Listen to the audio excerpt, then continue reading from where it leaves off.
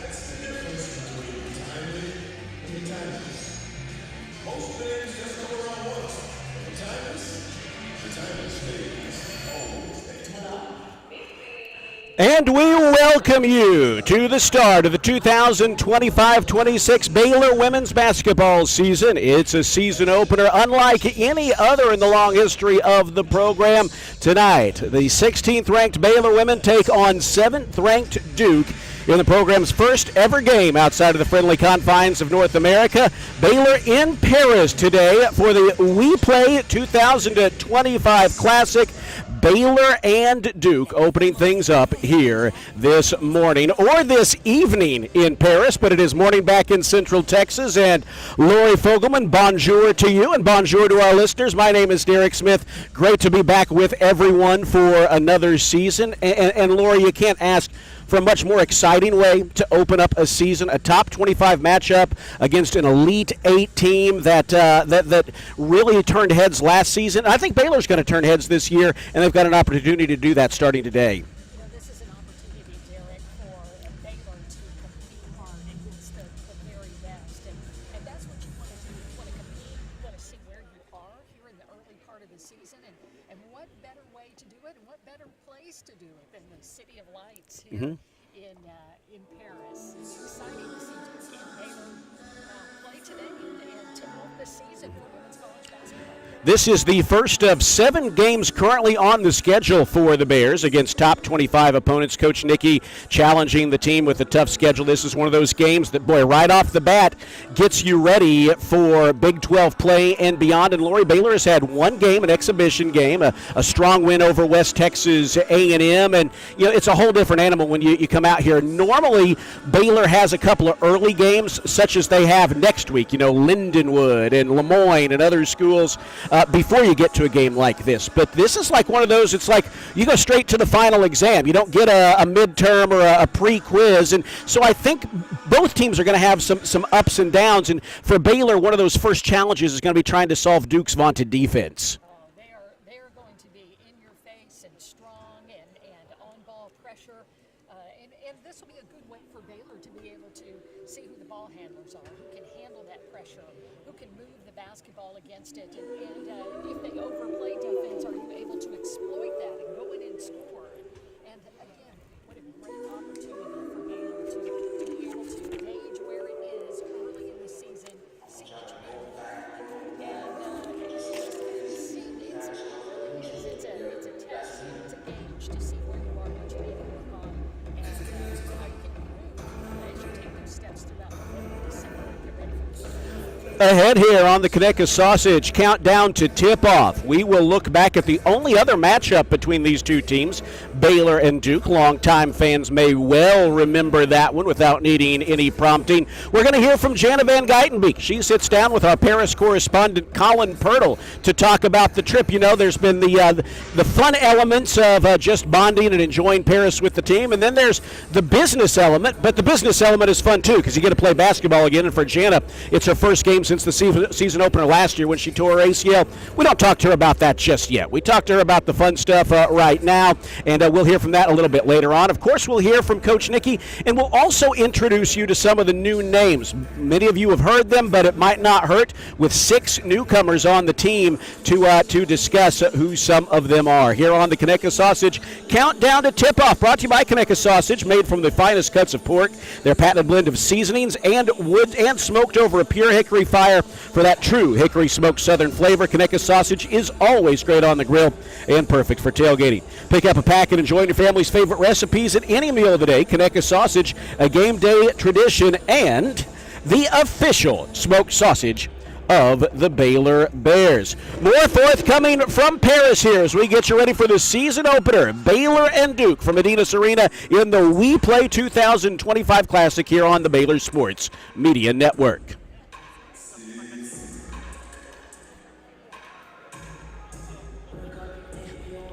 Appreciate it, Van. We made it work. A little different, but we made it work. Yeah.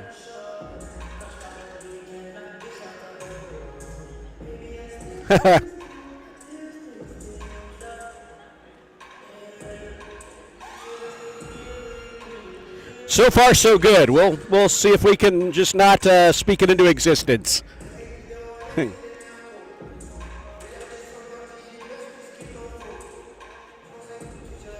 Thank you.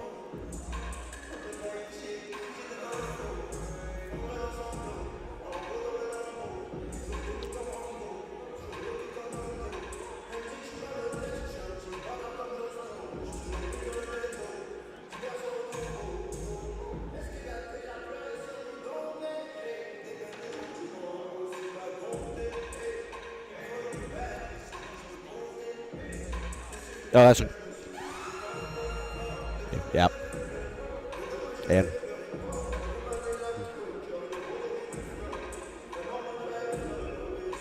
all right, Van, we will call for this interview here in just a moment.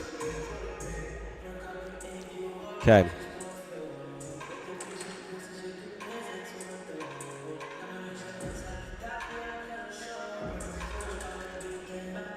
Lori, give me a test real quick if you would. Hold the mic a little closer. Yes. I think that's a little better.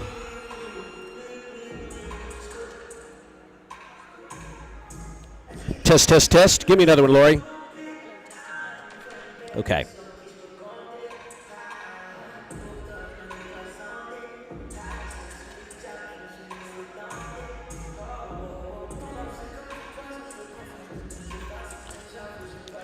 Back here in Paris, getting you ready for the 2025-26 season opener for the Bears. Baylor ranked number 16 in the nation.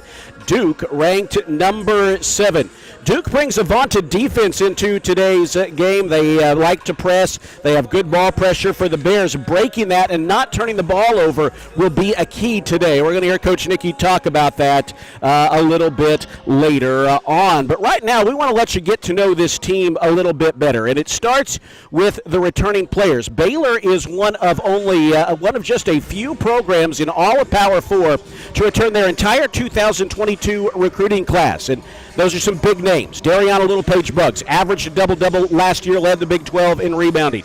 Bella Fauntleroy, a member of the Big 12 all-defensive team. Jana Van Geitenbeek, who's going to be the starting point guard for the Bears this year, dealt with a torn ACL last year. And Kyla Abraham, who became a key piece off the bench last season and will be again this year. There are only 10 four-year players in the entire Big 12, and 4 of them, Lori, are on this Baylor squad. That is a level of continuity most teams don't have.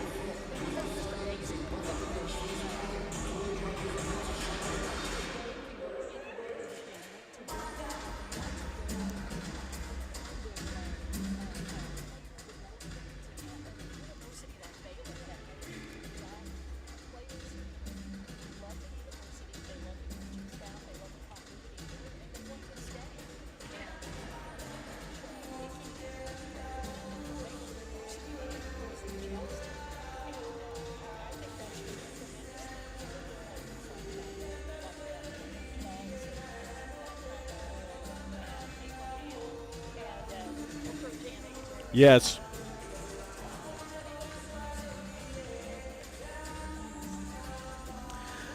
Six newcomers on the team this season for the Bears. We're going to give you a little info on 2 of them right now. First, Talia Scott.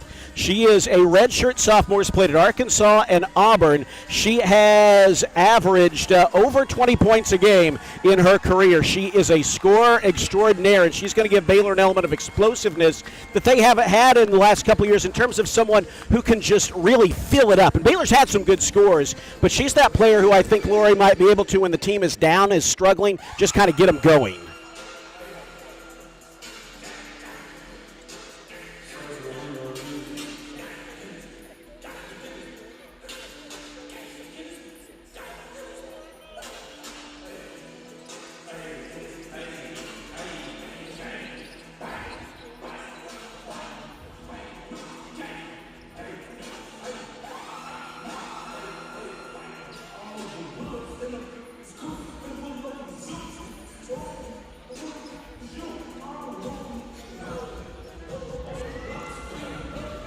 And then center Kirsten Johnson, a 6'4" senior. She's someone you look at her career at Oklahoma. She's only averaged about 4 points a game, but I think we're going to see a lot more out of her. A double-double in the exhibition game. And Lori, she's someone who's very active. She can slither in and out there and really knife to the bucket.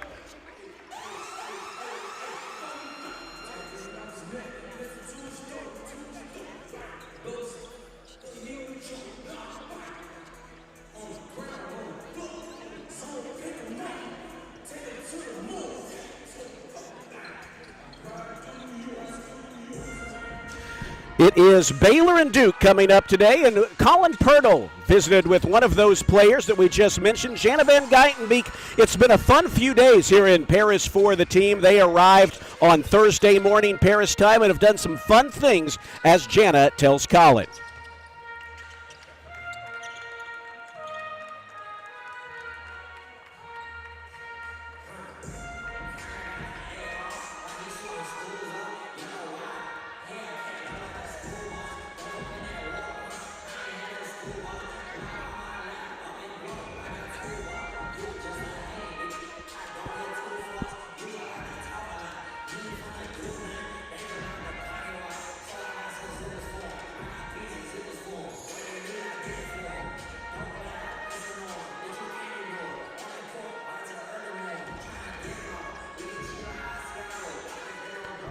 Van, you can let this run into the break.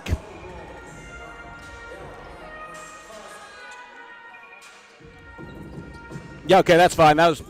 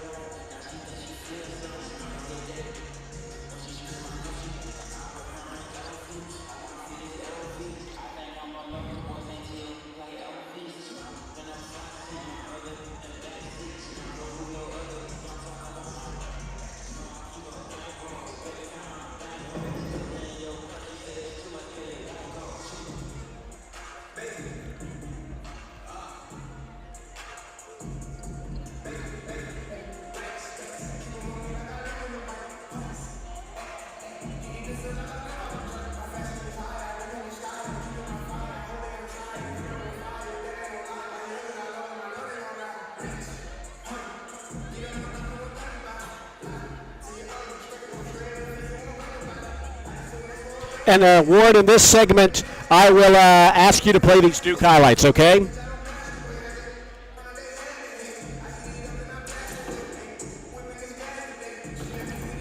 Yes, I'll call for you to play the Duke clips here.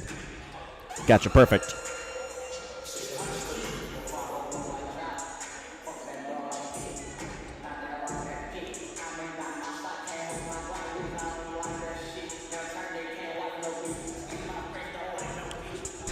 We are back here at the Adidas Arena in Paris, France, home of the 2025 replay games. Baylor and Duke in the opener, followed this evening by Vanderbilt and Cal. Duke on the floor right now. The Bears just headed back to the locker room moments ago. And for the Bears, this opens up a challenging and fun schedule this season.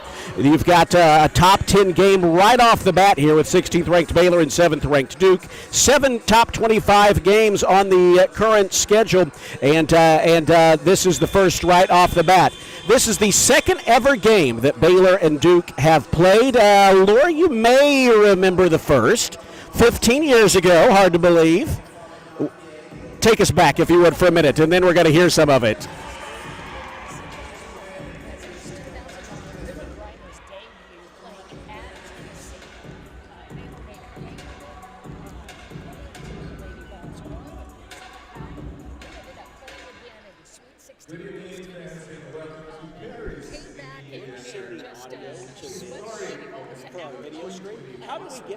How do we get the return on these stories on Tonight is the replay season opener between the Baylor University Bears and the Duke University Blue Eagles.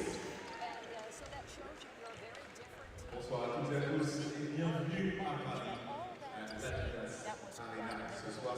It was indeed, and let's go back and hear some of those calls with Rick May, legendary Baylor women's basketball announcer.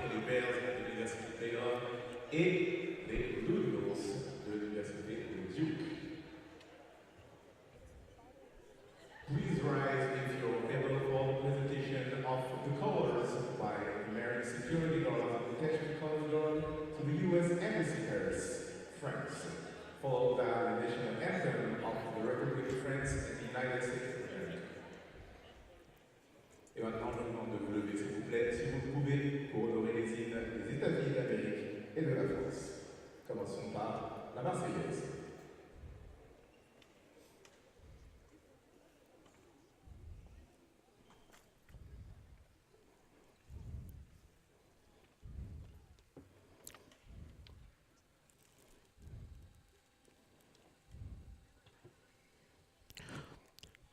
What a great moment that was, and we'll see if the Bears can replicate that once again here today. Back with Coach Nicky after this on the Baylor Sports Media Network.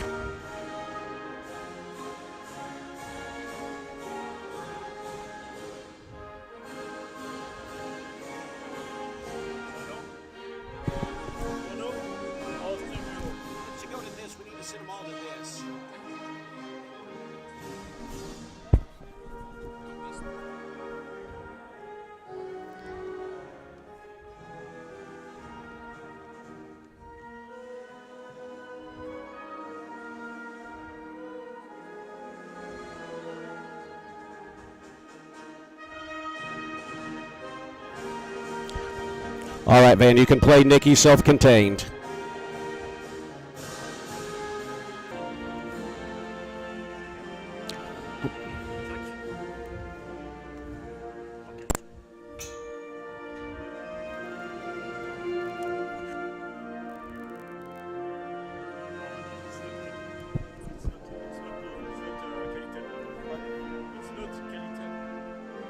Also, people can hear me, but not her and not her.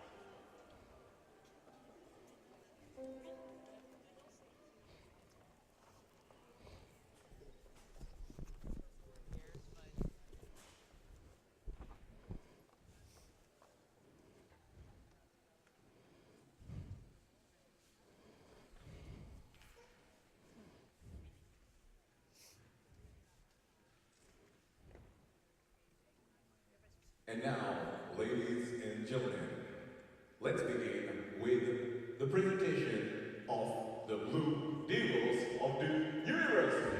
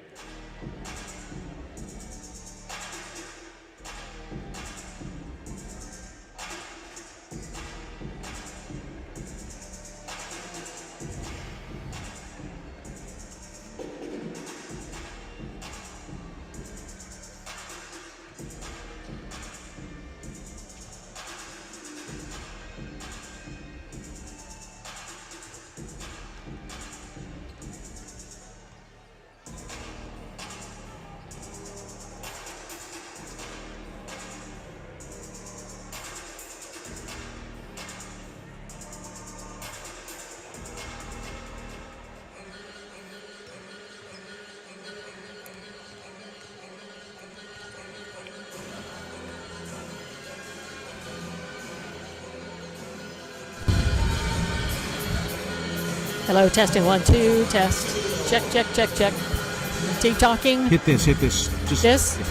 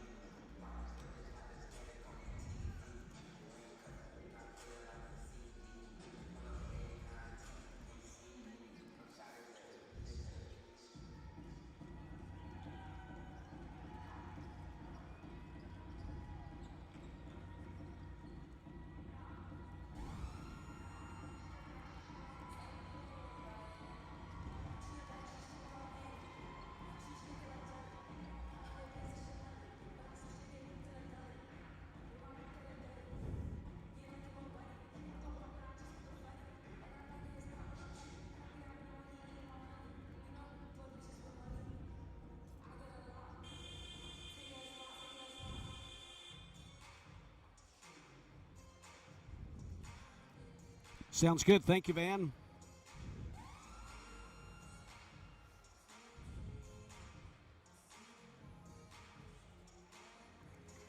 '50s.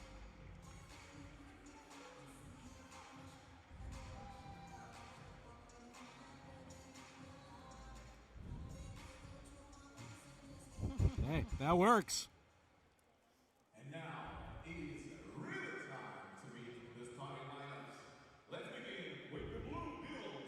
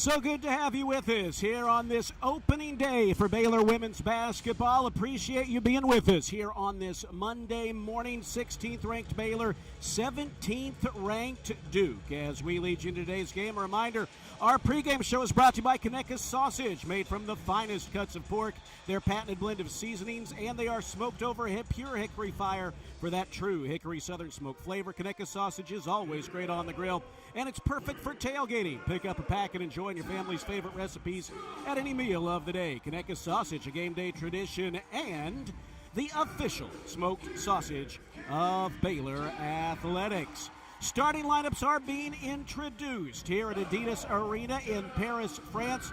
For the first ever game program history outside of North America, we'll give them to you now. When it comes to sports medicine and orthopedics, Baylor's Scott and White Southwest Sports Medicine and Orthopedics brings the home team advantage to Central Texans. First for Baylor's opponent, the 7th-ranked Duke Blue Devils, a team that reached the Elite Eight last year, had one of the nation's top defenses. Their lineup looks like this. They have a front court of Delaney Thomas and Toby Fournier. Toby Fournier averaged 13 points and 5 rebounds last year. She was the ACC Rookie of the Year. And then their guards, Jaden Donovan, who's the team's leading rebounder, Taina Mayer, another guard, the point guard, and then Ashlyn Jackson, their leading returning backcourt scorer for the Duke Blue Devils, who are wearing black uniforms with blue letters and numerals and white trim. Now the starting lineup is rolled out by Bears head coach Nikki Collins, starting her 5th season at the helm of the program. It looks like this. Kirsten Johnson gets the start in the middle. The spot handled so capably by Arnett Vonleh last year. Johnson, a different player. KJ, as we'll call her on the air. She will make her Baylor debut today, and she's joined by Dariana Littlepage-Buggs and Bella Fauntleroy. The veterans, Dariana Littlepage-Buggs last year led the Big 12 in rebounds and averaged a double-double, 14 points, 10 boards per game. Bella Fauntleroy, an all-defensive team member. And then the guards, Jana Van Geitenbeek, who's worked herself all the way back from that devastating torn ACL in the season opener last year. Coach Nikki said she believes Jana could lead the nation in assists. She's joined in the backcourt by her first-year Baylor player, Talia Scott, a redshirt sophomore, who averaged 20 points per game for Auburn and Arkansas. Starting lineups are brought to you by Baylor Scott and White Southwest Sports Medicine and Orthopedics. From injury prevention to enhanced recovery, team up with us to get back in the game. Baylor in white uniforms, green letters and numerals, gold trim, green and gold stripes down the shorts. And Lori, here we go. Let's do this from Paris. Right, let's do it. We play here in Paris at Adidas Arena, and we're about to get going. Baylor and Duke, a top 20 showdown to open up women's college basketball back in the United States. It will be Toby Fournier and Kirsten Johnson to jump in the center jump circle to start the season off. The first nationally televised game of the college basketball season. Tip in the air. It's batted around and controlled by Duke. This game is underway. Mayer runs the point guard for Duke. She's got it on the left side. Talia Scott guarding her up top to Thomas. Middle of the floor as we're just underway. She will hand it off to Donovan. In the corner to Jackson, who throws it away. A steal by Bella Fauntleroy. The Bears force a turnover on their first defensive possession of the year, and now they'll get their first crack at offense. Jana Van Geitenbeek hands it off to Talia Scott, who fires it high left side to Bella Fauntleroy. Further out to Buggs. Up top to Johnson, has it batted away, but she gets it back. Duke is a turnover-forcing machine. Here is a pass to Talia Scott, and as she begins her drive, she's called for a travel. Looks like she saw that opening, got a little too excited. Oh, she saw that lane from the left side and just took the ball, took an extra step before that ball hit the floor. So 2 turnovers, one for Duke, one for Baylor to open up this game. Mayer flips it up top to Delaney Thomas for the Duke Blue Devils, coached by Kara Lawson, the Team USA head coach. And as the Bears set up defensively, a touch foul is called. That is going to go against Bella Fauntleroy, I believe, as they play it in. And they play it in to Thomas, right of the key. Gives it up back top to Mayer. Left elbow to Donovan. Now Mayer again playing a 2-person game with Donovan. Shot clock at single digits. Up top they go outside to Jackson. She was their leading returning three-point shooter. She drives here and rolls it in with the left hand. That foul was indeed, by the way, on Bella Fauntleroy, and they're able to cash in on the possession with the first score into the ballgame. Duke 2, Baylor nothing as the Bears come back the other way. This is a team that likes to pressure the basketball, the Duke Blue Devils. Baylor does as well, so they have seen this in years past. Here's Talia Scott driving to the basket, missing the driving layup, and Thomas comes out of there with the rebound. Good look for Talia, but she just kind of forced it up a little too hard. Now they're going to lob it down low to Fournier, who nearly walks with it. She's harassed by Bugs. Good defense there. They're forced to kick it out to Jackson, who misses a mid-range two. Fournier with the offensive rebound. No good on the putback, and KJ claims the rebound. KJ went up high for that time, for that rebound and snuck in there and was really tough in there, but Baylor turns the basketball over. Bella Fauntleroy throws an interception to Delaney Thomas, trying to find KJ at the other end. Now there's another Johnson on the team, Markayla Johnson, the true freshman. We'll call Kirsten Johnson KJ as the team does, so it's less confusing. Here is Donovan finding Delaney Thomas just inside the free throw line. Her jumper clanks off the back iron, but then falls gently through to give the Blue Devils a 4-0 lead. Just over 2 minutes gone here in this season opener. The Bears are looking for their first scoring. Duke pressing across midcourt. Jana Van Geitenbeek around a KJ screen. Finds Bugs, fakes a three, drives inside, gets to the basket, and has her shot blocked from behind by Fournier. Donovan comes out of there with it for the Blue Devils. Back the other way. Picks up her dribble, lobs it down low to Fournier. Good position, and she's got a chance at a three-point play. She got Kirsten Johnson off of her feet and was able to roll it in as she was fouled. So Duke right now with an early 6-0 lead, and they can increase that from the free throw line.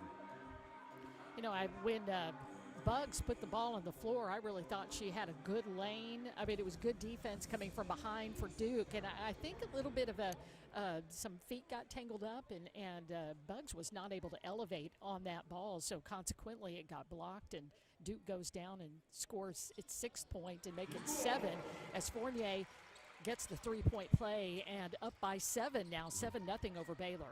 She was a 65% free throw shooter last year, Fournier, but she converts there. Duke is up by a 7-0 score. As Lori said, Lori, I like the score on the video board better. If now there's a whistle as the Bears set up the offense and they draw a foul on the Blue Devils. May have been Jackson in there a little too aggressive. We'll see and let you know for sure. Bears would like to get them in foul trouble. Duke will foul if you get the ball in the paint. That's going to be a key for the Bears today. Get those paint touches. Of course, that is always a key for Coach Nicky's squad.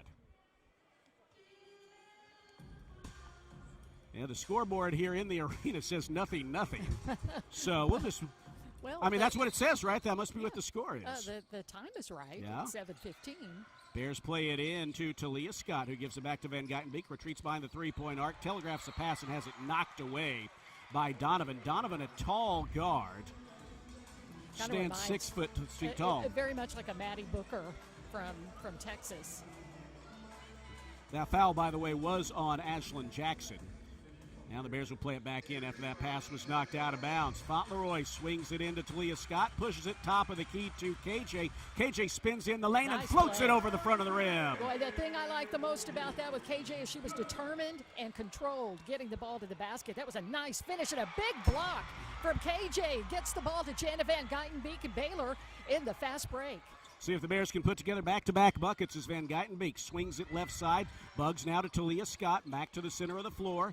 KJ up top, ready to set a screen if need be. Instead, she cuts towards the basket.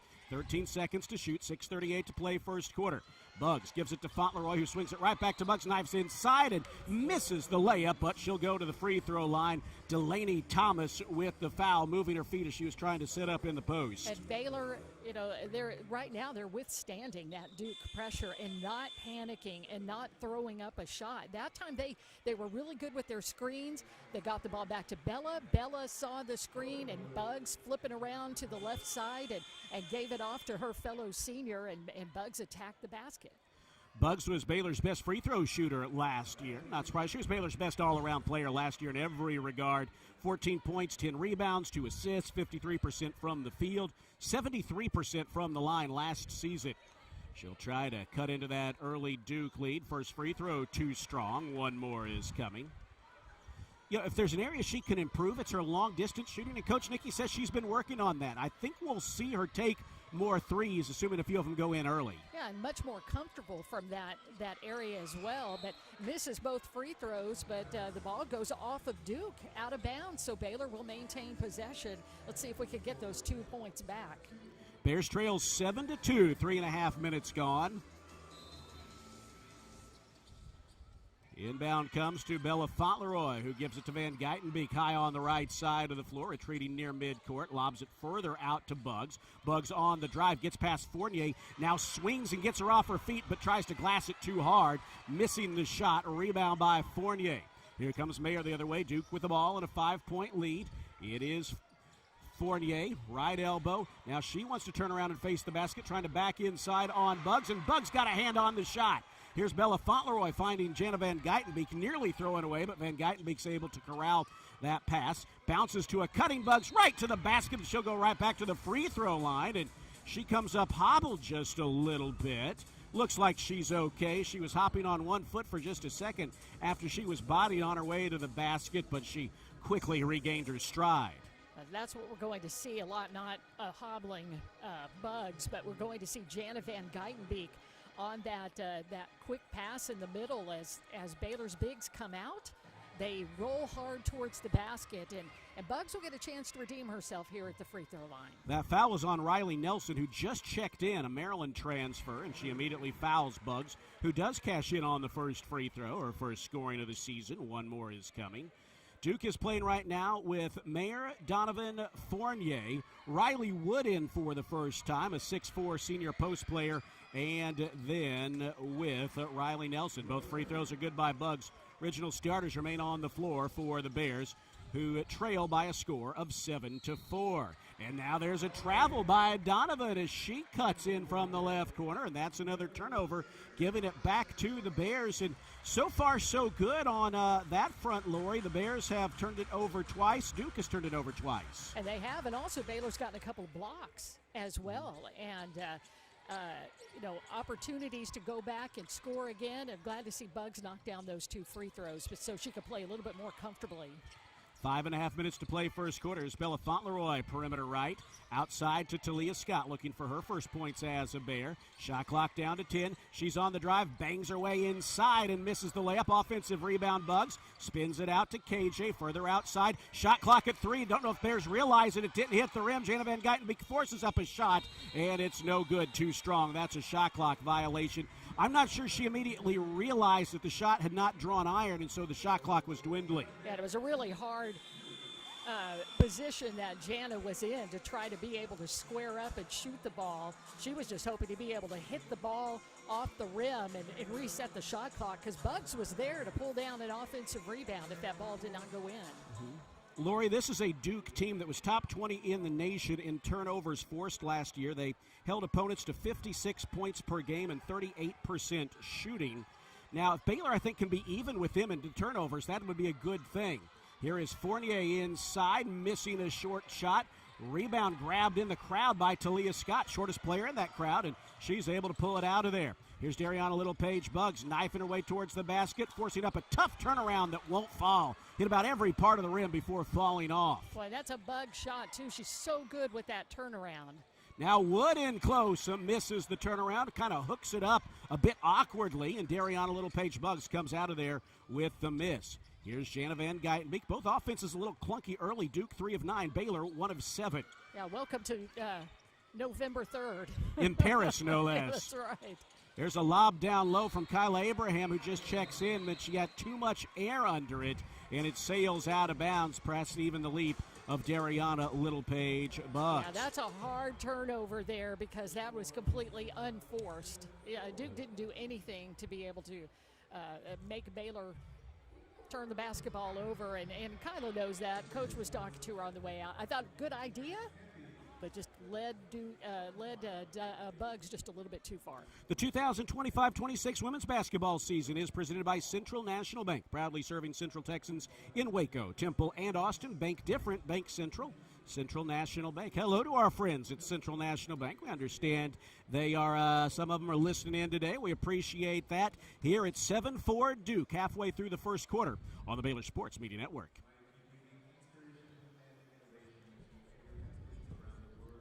Just reminding you that we're on the way. Yes, thank you.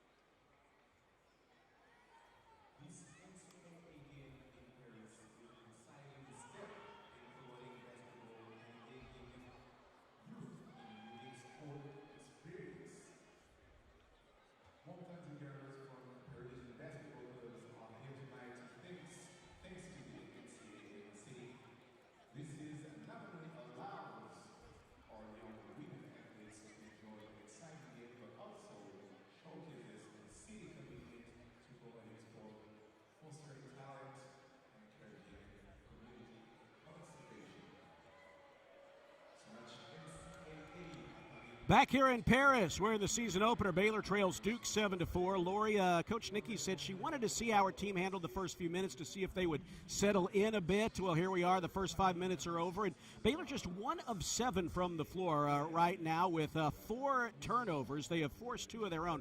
Obviously, you never want to have more turnovers than made buckets, but see if the Bears can settle in. They've been solid on the defensive end, just got to calm down a little on defense. Some decent looks haven't fallen. Yeah, and I think they're running what they can right now, and I'm glad to see them be patient. Duke without a point for the last 3 minutes and 2 seconds. We are at Adidas Arena, which was built for the Paris Olympics. It's become a nice home for basketball here in Paris at all levels, and it's the host of the We Play 2025 tournament.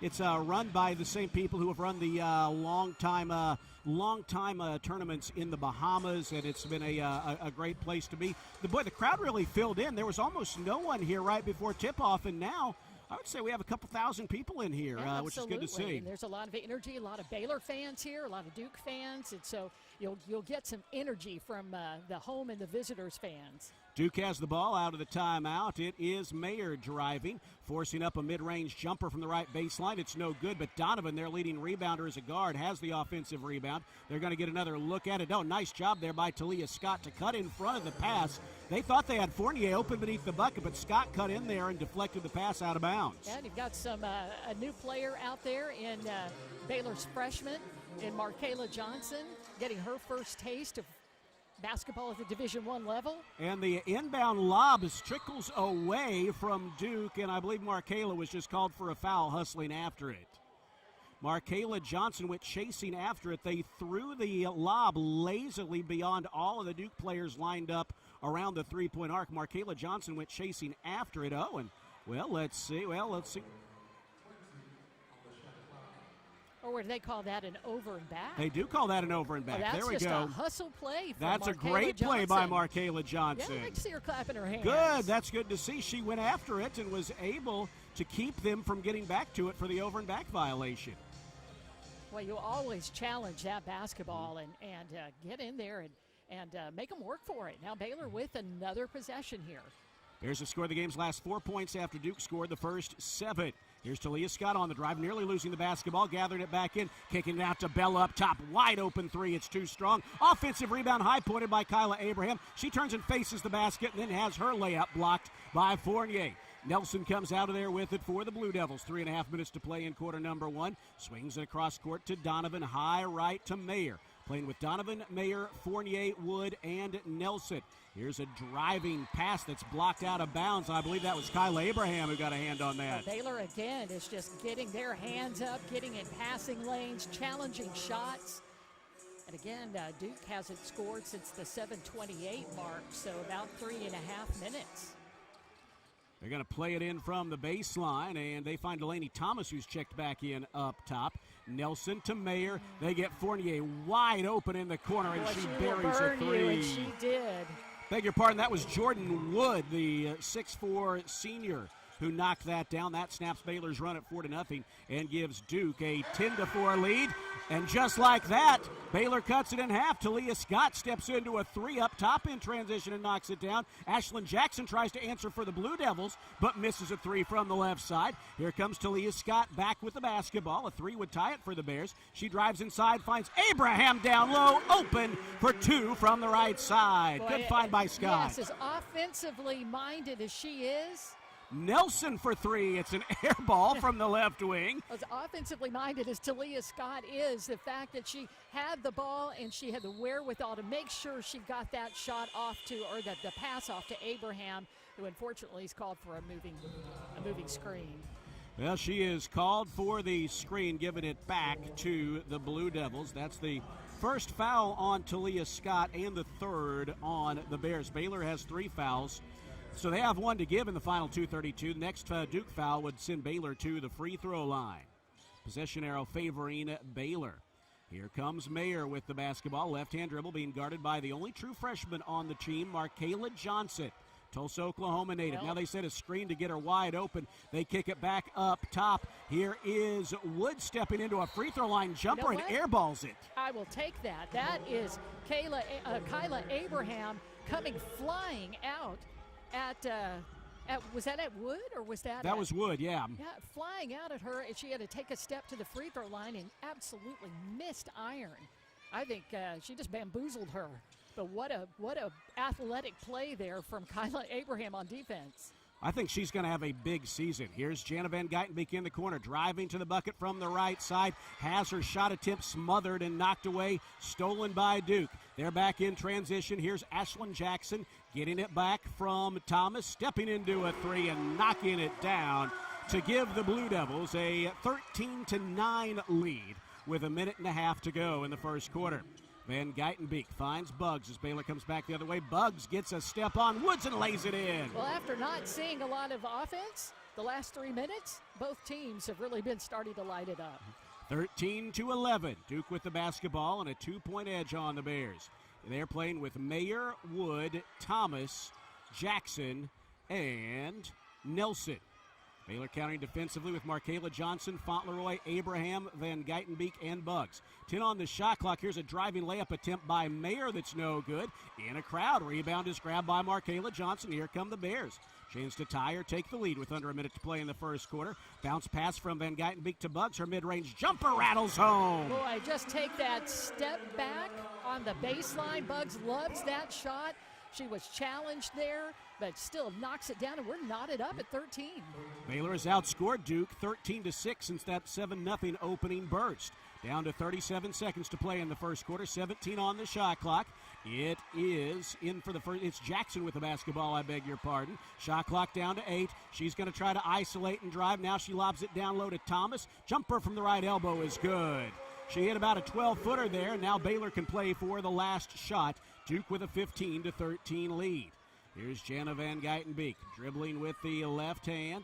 Around a screen from Buggs. She's got to step into an open three and miss it. Offensive rebound, though, by Buggs. Right back up and misses the shot, but a foul is called on Duke with 5.4 seconds remaining in the first quarter. Buggs versus 2 or 3 Blue Devils in the middle, and Buggs is the one who came away with that basketball. Oh, strong in the middle, pulling down that offensive rebounding and giving Baylor a chance to tie it up at the free throw line. Dariana Littlepage Buggs is 2 for 4 from the stripe. She missed her first 2, hit her last 2. Substitutions for the Bears. Johnson, Abraham, and Fauntleroy get a break. Back in for the Bears. Kirsten Johnson in for Markayla Johnson, along with Yuting Dong, making her Baylor debut, another Auburn transfer, a native of China. And then Talia Scott back in as well. First free throw by Buggs is perfect. One more coming. Yeah, sweet free throw just then. That one, Buggs looked extremely comfortable at the line. Next one would tie it up. Baylor, by the way, did not go for the last shot. That was a good offensive rebound by Buggs to really save that possession. She hits them both.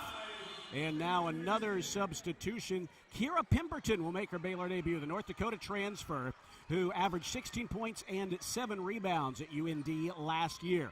Wood will play it in from the far baseline into Mayer with 4, with 3. She's driving with 2. Her runner is perfect as the first quarter draws to a close. Give her credit. That was a pretty teardrop floater from Mayer to close out the first quarter and give Duke a 2-point edge at the end of one. It's the Blue Devils 17, the Bears 15 as we get ready for the second quarter here in Paris. We'll be back after this here on the Baylor Sports Media Network.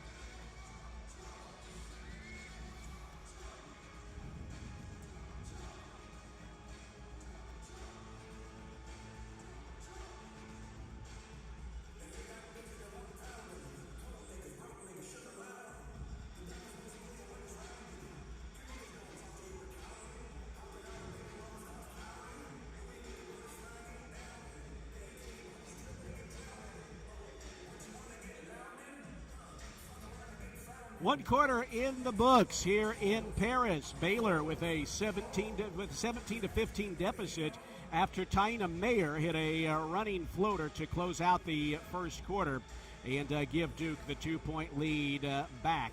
So not a great start for the Bears early on, but they really finished strong there in the first quarter, Lori. They did. At the 6-minute mark, Duke had a 10-4 lead, and Baylor actually outscored Duke the rest of the way in the first quarter, 11-7. Now they gave up that running floater for right at the buzzer at the end, and Coach Nicky was a little perturbed by that, which I can understand. But again, it's early in the season, and that's something you see on tape that you know next time how to be able to, make sure you don't get a clean shot off, especially defensively, how you get in front of a play like that. But I think, I think it really started with Bugs when she got to the free throw line. She missed those first 2 free throws she had, but she was 4 for 4 after that. Baylor made it up on the defensive end from blocks, pulling down rebounds, disrupting shots, and just, again, continuing to not give in to the Duke pressure and really use your shot clock and run the plays that you know how to do it. And so I thought Baylor really accounted itself well in that first quarter. Let's see what happens over the next 10 minutes. Bear fans, this basketball season, make Pepsi your go-to game day drink because it's the only drink for basketball watching. Pepsi, that's what I like. Proud partner of Baylor Athletics. 17-15 Duke at the end of one. Dariana Littlepage Bugs leads all scorers with 8, and is tied for the game's leading rebounding figure with 3.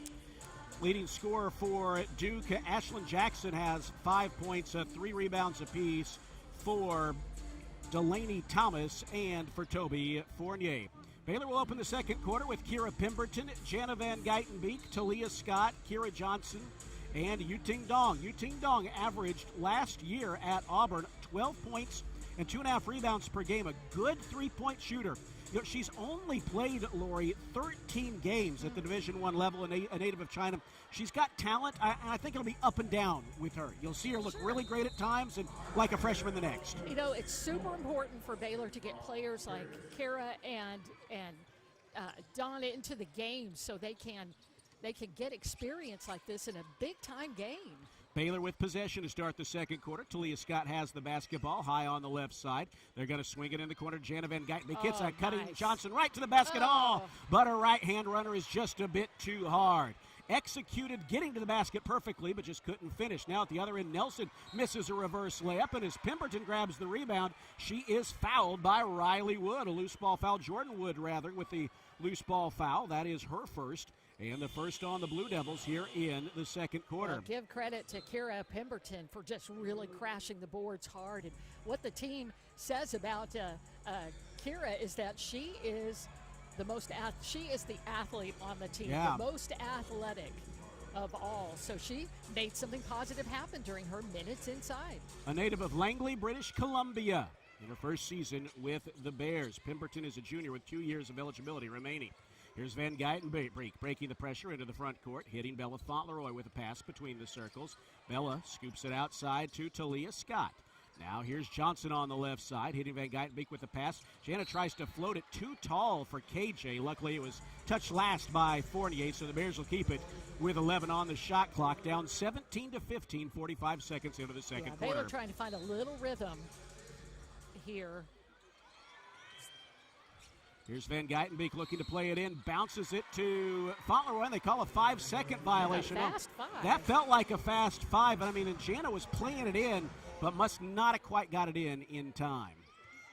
I think Dunn was available at the very beginning. There were a lot of players around her, but you might have been able to feed it to her just directly underneath. But now what Baylor can do on the defense after the turnover. They've held Duke to 37% shooting to start the game. Of course, Baylor shooting just 31% themselves so far.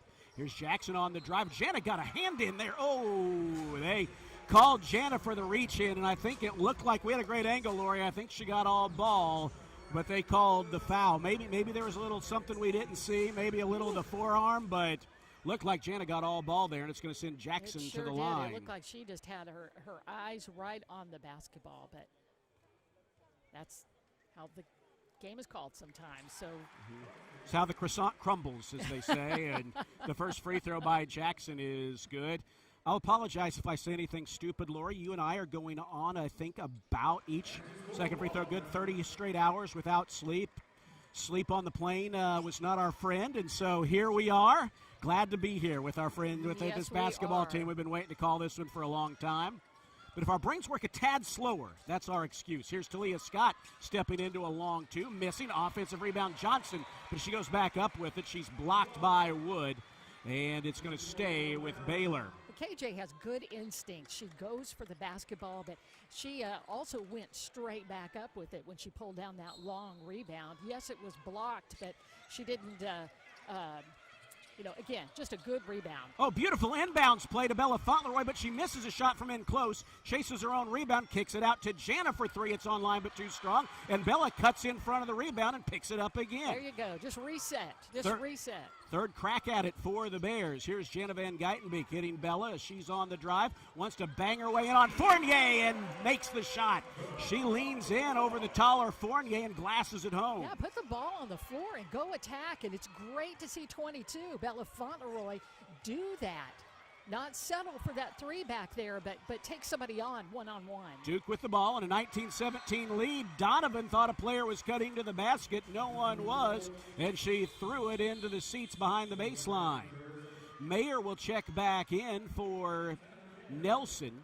Baylor playing right now offensively with Van Geitenbeek, Scott, Dong, with Fauntleroy, and with KJ. Duke counters defensively with Jackson, Fournier, Mayer, Nelson, and Donovan, and we'll tell you one other player who is out there. That is Mayer. Here's a three from Bella Fauntleroy. Oh, it bounces in twice before popping out. The basket just wouldn't hold it down. And here comes Duke once again with the ball in a 19-17 lead. Nelson misses a three from the right side. Rebound, though, chased down in the corner by Wood, and as she feeds Fournier beneath the basket, it's knocked out of bounds by the Bears. Dariana Littlepage Bugs, the game's leading scorer, will check back in for the first time here in the second quarter. 7:26 to play in the first half. Duke with the basketball. Bears trail 19-17. It has not been an offensive clinic so far. Inbounds to Fournier, gets past KJ, then misses the layup. Got her own rebound, however, and laid it in.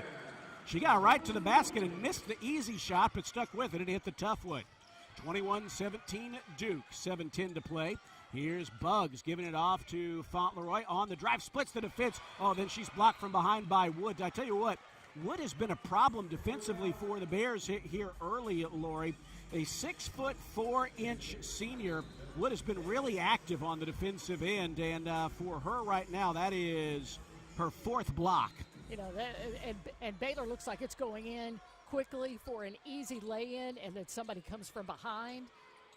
Inbound to Scott. They nearly throw it away, but Bugs finds it. Steps into a free throw line jumper that won't fall. They've had a few dance on the rim and fall off. Duke with the rebound. Here they come with the ball, a 21-17 lead, and Mayor got Van Geitenbeek off her feet and drew the foul. Ooh, that's a tough one. I think that's number 2 on Jana.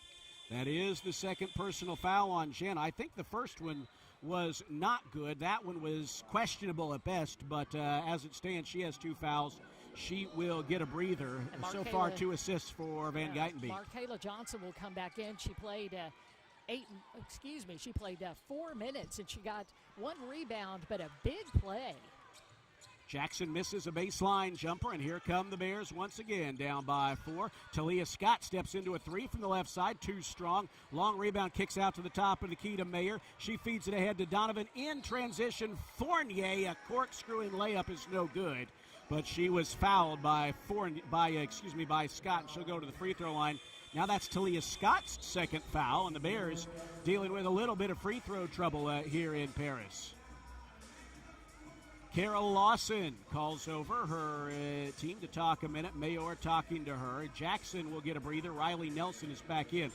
They've got some height out there on the perimeter with Jackson at 6 foot, Donovan at 6 foot, Nelson at 6'2", as Fournier goes to the free throw line. And Fournier, a 6'2" forward, will play out there some. Her first free throw too strong. She's got one more coming. Now, Baylor does have more height out on the perimeter than We did last year, Lori. You know, you've always got Bella Fauntleroy, who's 6 feet out on the perimeter, but now you add Yuting Dong, who is 6'2". You add Kirsten Johnson, who can play on the perimeter. Off second free throw, no good, but they get the offensive rebound, and Wood cashes in with a baseline jumper. 23-17 in favor of Duke. 6:17 to play, opening half of basketball. Here's Talia Scott on the drive, determined to get to the basket, muscles it up, and she leaves it short. But she absorbed a lot of contact there on the drive from Jordan Wood, and free throws are coming. Talia Scott, a 20-point per game scorer in her career. She missed all but 2 games last year with a wrist injury at Auburn and then came to Baylor. 21.9 points, 3.5 rebounds per game in her career. Well, Baylor starting this quarter off the way that they did the game. They are 1 for 10 from beyond the arc, and so, or from the field. So that's why you've got to be able to get some points down from the free throw line. Scott hits her first one. One more coming. It is up, and it also is good. So Scott hits both free throws. She's got 4 points. Make that 5 points here in the early going. Yeah, Baylor is 6 of 8 free throws, and that's 6 straight after Bugs missed the first 2 of the game. But Baylor's been able to get those points from the free throw line when they get there. 6 minutes to play first half. Here's Jackson, perimeter right, guarded by Bella Fauntleroy. Fires a fastball to a cutting Nelson, who misses the fall-away jumper. Scott fights for the rebound along the baseline, but touched it last before it bounced off of Mayor. Tell you what, it looked like Scott likes to fight for those rebounds beneath the basket here in this early sample size. You know, she's a player. I mean, unafraid of the moment, and that's the kind of player that you need. And I think you see the same thing out of Bugs as well. Inbounds comes to Mayor. Hits Jackson with a pass, high on the left side. Bella Fauntleroy with a hand in her face. She puts the ball on the floor and runs right over Bella Fauntleroy. First charge of the year taken by Bella, first of many. Bella just got her feet planted, and she ran right over her. Offensive foul on Donovan. The Bears on Jackson. The Bears will take that. Because Bella knew what was coming and did one of her patented moves. It's unfortunate. Oh, I'm sorry, they called a charge. They did call a charge. Yes. Oh, and then Baylor throws it away, leading to a Duke basket. Oh. Sorry, I saw a block earlier and didn't realize that he had called a charge. No, it's a charge, yes. But then Baylor turns the ball over on the inbound, an easy score for Duke. That led to a lay-in by Mayer. Here is Bella Fauntleroy backing her way in, sliding past Mayer, and finishing nicely through the lane. Nice move there by Bella Fauntleroy. That is Bella's second bucket of the afternoon, and it pulls Baylor back to within 4 at 25-21. And there's a double dribble by Donovan.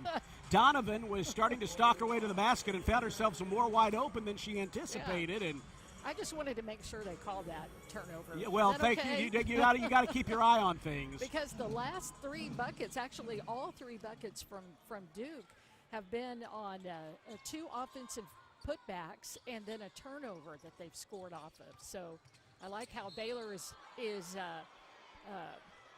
attacking the basket here with Talia Scott, who gets blocked and tripped and all right, Baylor will inbound the basketball from the sideline and have an opportunity now to get back, take a break as a timeout is a media timeout called. Yeah, that was Taina Mayer who tripped up Talia Scott. A good aggressive drive by Talia Scott.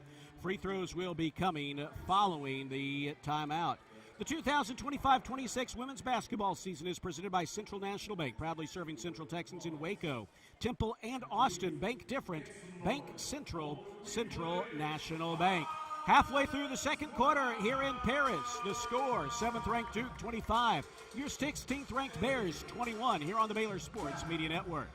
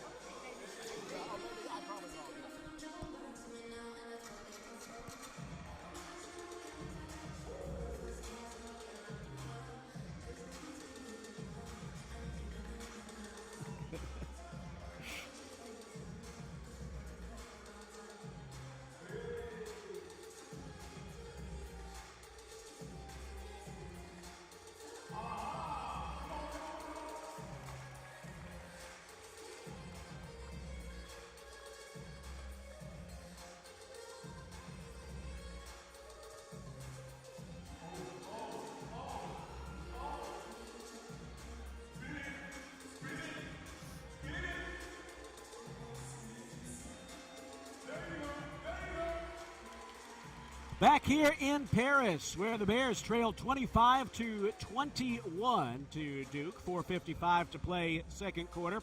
Couple of team stats here through the first 15 minutes of the 2025-26 season. Baylor not off to a great start offensively, shooting just 27%, but doing a nice job against Duke, holding them to 38% shooting. Turnovers so far, Baylor has coughed it up 7 times, Duke 6. That's close to even, but one difference, it's the difference really in the game right now. Duke has scored 8 points off of those turnovers.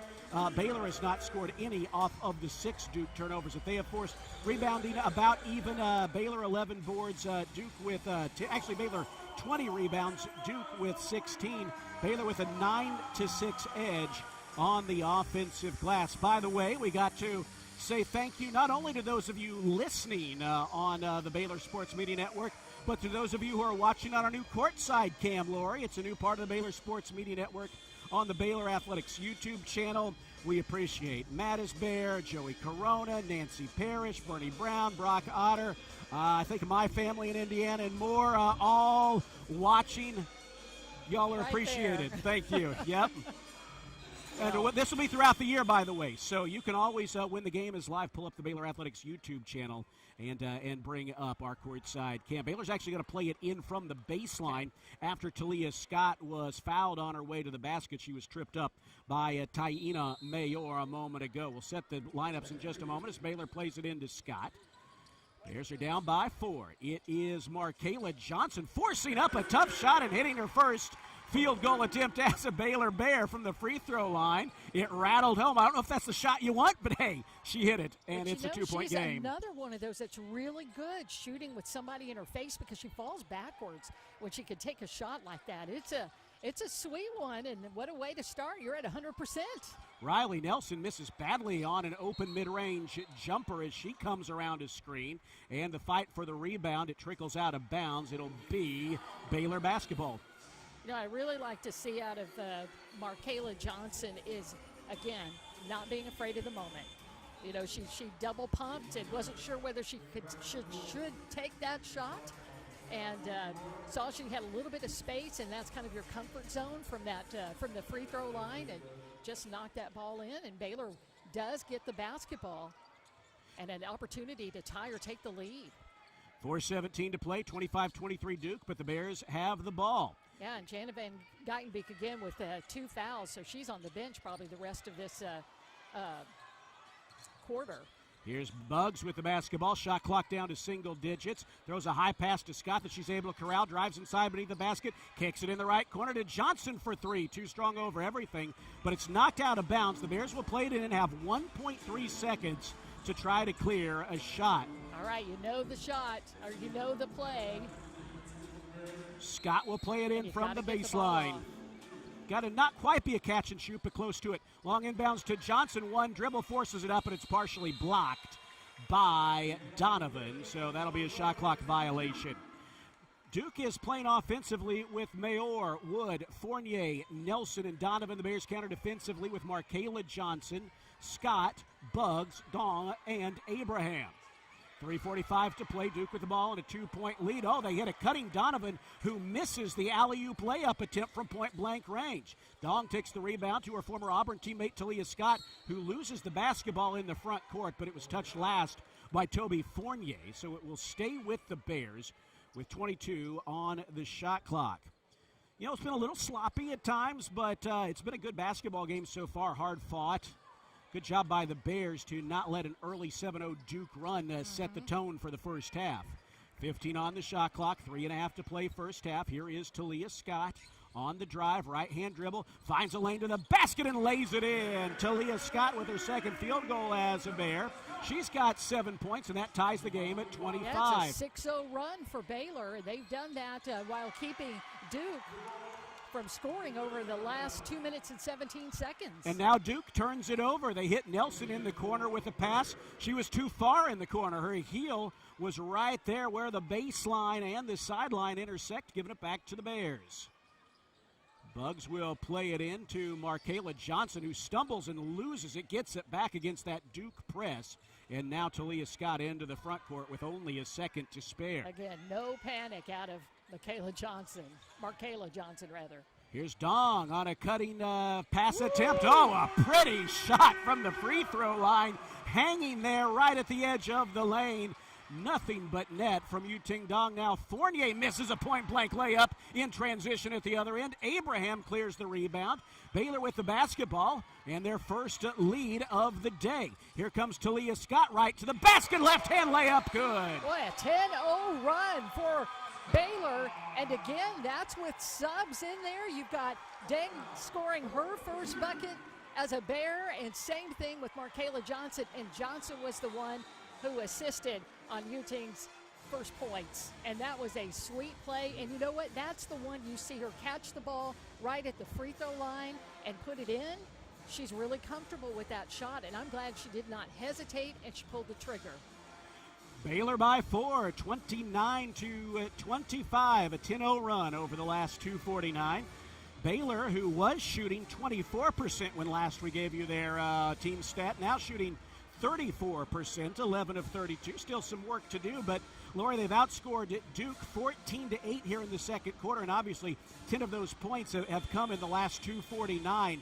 Baylor starting to find their rhythm offensively, and I'll say this, they've been scrappy at the defensive end the whole way too, and that's been key. Even when the shots weren't falling early, they weren't allowing it to impact their defense. They were getting back in transition. Even some really good looks for Duke. Baylor countered them. You know, Baylor plays a solid defense, and Baylor can be long in some places. It's something I just saw that I'd love to see out of Bugs as a leader this year, as a senior, captain of this team, the way that she was talking with Yuting. I mean, I think they have a connection out there, and you can watch how Bugs is encouraging and also make sure that she's in the right place. Wood plays it into Mayer for Duke out of the timeout. 150 seconds to play in the first half. Bears on a 10-0 run. Here is Mayer on the drive trying to end that, and she does. A tough shot in a crowd. Floats the running layup in for two. That makes it 29-27. Baylor with the basketball and the lead. 2:10 to play in the half. Scott loses the basketball, but it's chased down by Bugs. Pushes it left side to Dong. Dong picks up the dribble, fires it to freshman Markayla Johnson. 2 minutes to play first half. Johnson on the drive, around a screen from Abraham, but she leaves the running layup just a little bit short, maybe a tad too far away from the basket there as she missed the layup. Now here's Mayer kicking it in the corner. A Nelson three is good, and Duke out of the timeout is on a 5-0 run. They reclaim the lead at 30-29.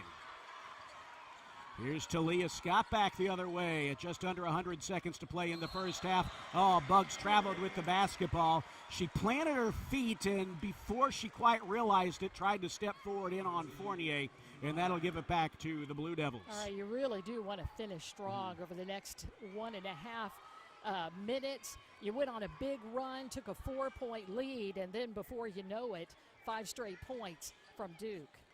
Here is Fournier handing it back to Nelson. Along two behind the screen is no good. Rebound knocked out of bounds, and it is going to stay with the Blue Devils. Laura, you were talking about Baylor's athleticism. This is an athletic team. It's a faster team than last year. We'll hopefully see that speed really lead to success as time goes on. It's also a longer team defensively and on the perimeter. Here's an inbound pass to Nelson, and she kicks it in the corner where the three is good. Nelson gets it back and knocks it down. She's put together a 5-0 run of her own, and just like that, the Blue Devils are back up by 4. Baylor has the ball, 55 seconds to play in the first half. Dong to Abraham, gets it back. Oh, and an offensive foul is called. Abraham setting the screen too aggressively for the officials' liking. And that's Abraham's first foul, the team's 4th. Both teams are at the limit here, so any more fouls would put the opposite team at the free throw line as Bella Fuller kicks in. That's Kyla's second. Oh, beg your pardon. The two fouls she's had called on her have both been moving screens. So right. KJ's back in the game, so KJ for Kyla. Here is Mayor, and now Duke is called for an offensive foul. That looked like Wood, who knocked Talia Scott down to the ground as Talia Scott was trying to set up defensively beneath the basket. Boy, Baylor needed to get that kind of a turnover because they have allowed 8 straight points after taking a 4-point lead just a little over a minute ago. 15 seconds between the clocks. 39 seconds to play in the opening half. Here is Talia Scott with the basketball. She has it poked away. Fight for it on the floor, and Donovan smothers it. Jump ball is called, and the possession arrow favoring the Blue Devils. It's going to go back their way. Talia Scott just dribbled herself into a little bit of trouble there. And, boy, Duke's a team that if they sense they've got you cornered, that's really the name of the game. Top 20 last year in the nation in turnovers forced. We're down to 25 seconds to play in the first half. Duke can't quite play for the last shot, but there's just 2 seconds between the clocks. Here is Donovan.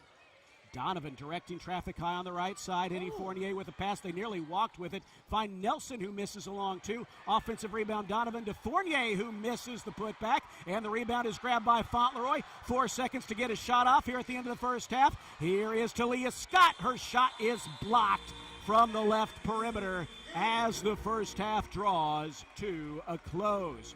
Duke closes the first half on an 8-0 run after the Bears had claimed their first lead of the afternoon with a 8-0 run of their own, and head to the locker room trailing the Blue Devils by a score of 33-29.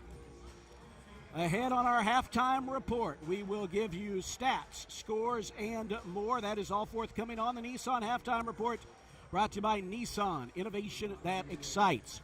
Baylor playing its first ever game for the program outside of North America. We are in Paris. We play, we being OIU, just FYI on that. We play 2025. We'll be back with more after this at intermission. Bears trail 7th-ranked Duke, 33-29 here on the Baylor Sports Media Network. All right.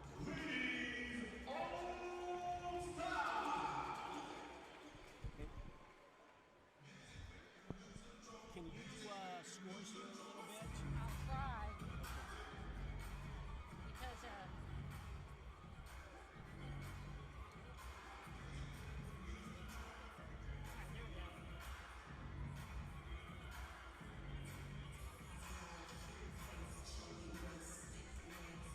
I'm just hopeful you can because I need it. I know, thank you. Will you? Okay, we'll switch off. How about that? Yes. You want to go first? Why don't you go first? That'll make it easier to switch off. Okay. I mean, you can, yeah.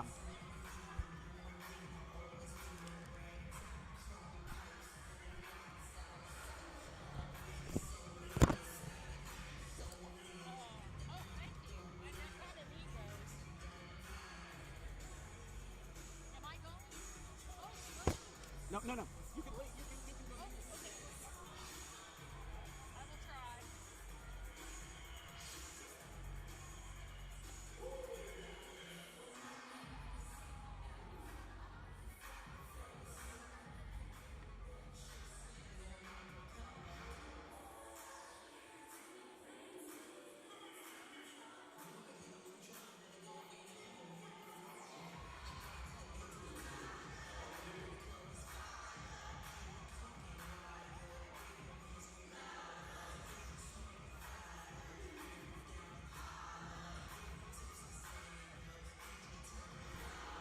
Thank you, sir.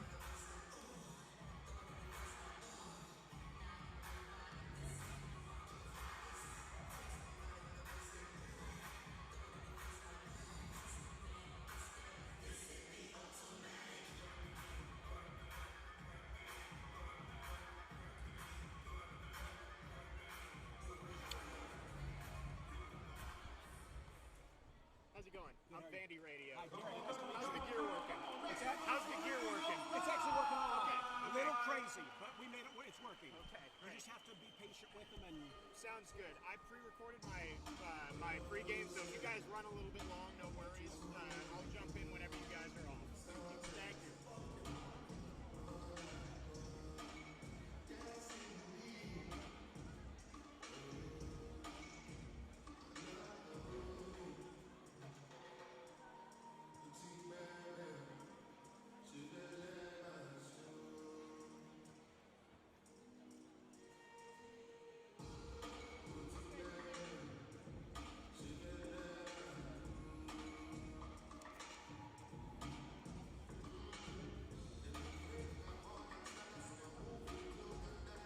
Welcome you back inside Adidas Arena in Paris, France, where the Bears open the 2025-26 season in a top 25 matchup, actually a top 20 matchup, top 16 to be completely precise, and they trail 7th-ranked Duke by a score of 33-29 at intermission. The Bears' 10-0 run late first half is countered by a second quarter closing 8-0 run by the Blue Devils. For the Bears, really the thing you want to clean up is turnovers. They've coughed it up 11 times. Now they forced 8 Duke turnovers, but Duke has scored 11 points off of Baylor's miscues. Baylor has converted theirs into just 4, so right now a 7-point differential there in a game that Duke leads by 4, and Duke really got back to some of that pressure there after Baylor had put together that 10-0 run, and Baylor coughed it up a couple of times there at the end of the first half. Turnovers, as we mentioned, Baylor with 3 more than Duke, 11-8. Baylor with the edge on the glass, though, out rebounding a good Duke team, 25-19. Baylor with 10 offensive rebounds to 8 for Duke, but Duke has converted them into 7 second chance points to Baylor's 4. Baylor with 16 points in the paint, Duke with 12, Baylor with 5 assists on 11 field goals, Duke with 8 on 13. The Blue Devils are led by Ashlyn Jackson, 7 points on 2 of 6 shooting. Baylor's held Duke to 37% shooting here in the first half, although they're 4 of 10 from downtown and 3 of 5 from the free throw line. Jackson with 7 points, 6 apiece for Riley Nelson and Taina Mayer, 5 for Toby Fournier and Jordan Wood. For the Bears, they are led by Talia Scott, 9 points on 3 of 9 shooting, 8 for Dariana Littlepage-Buggs to go along with 4 rebounds, 4 points for Bella Fauntleroy, 2 points apiece for Kyla Abraham, Yuting Dong, Markayla Johnson, and Kiera Johnson, all scoring in their Baylor debuts. Bella Fauntleroy leads the Bears with 5 rebounds. Jana Van Geitenbeek has 2 assists, as does Talia Scott. Baylor does have a little bit of foul trouble here in this first half. Right now, Kyla Abraham, Jana Van Geitenbeek each have 2 personal fouls. For Duke, 2 apiece for Riley Nelson, Jordan Wood, Ashlyn Jackson, and Delaney Thomas. 33-29, our score here on the Nissan Halftime Report. Innovation that excites. We'll take a timeout and give you a look at what else is going in the early going here in this 2025-26 season. Baylor opening up the TV schedule on this season on ESPN, but we're glad to have you with us here on the Baylor Sports Media Network. We'll be back after this.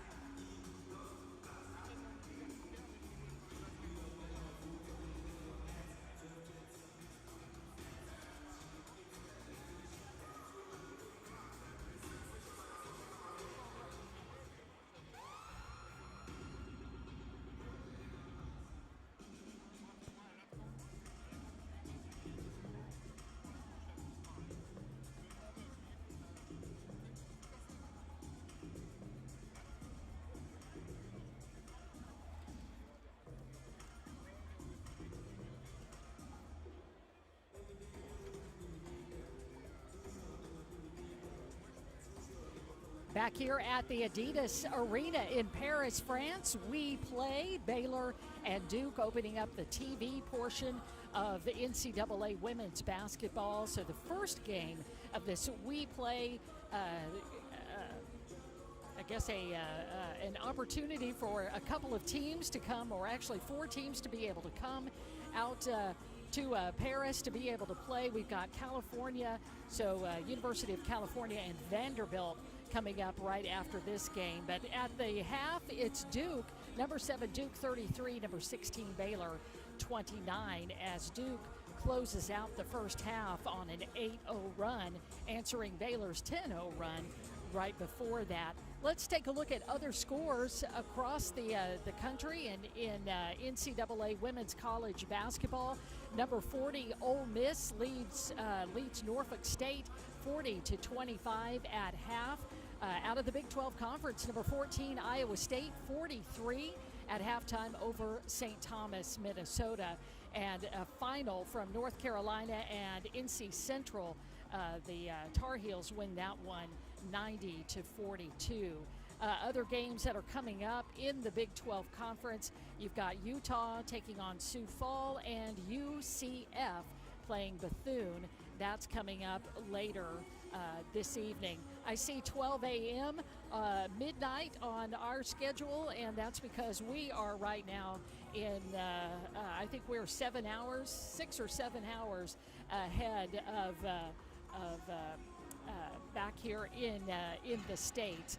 But our score here at the half, again, Baylor down by 4 to Duke, 33-29. We will get you ready for the second half of We Play from Paris, France on the Baylor Sports Media Network.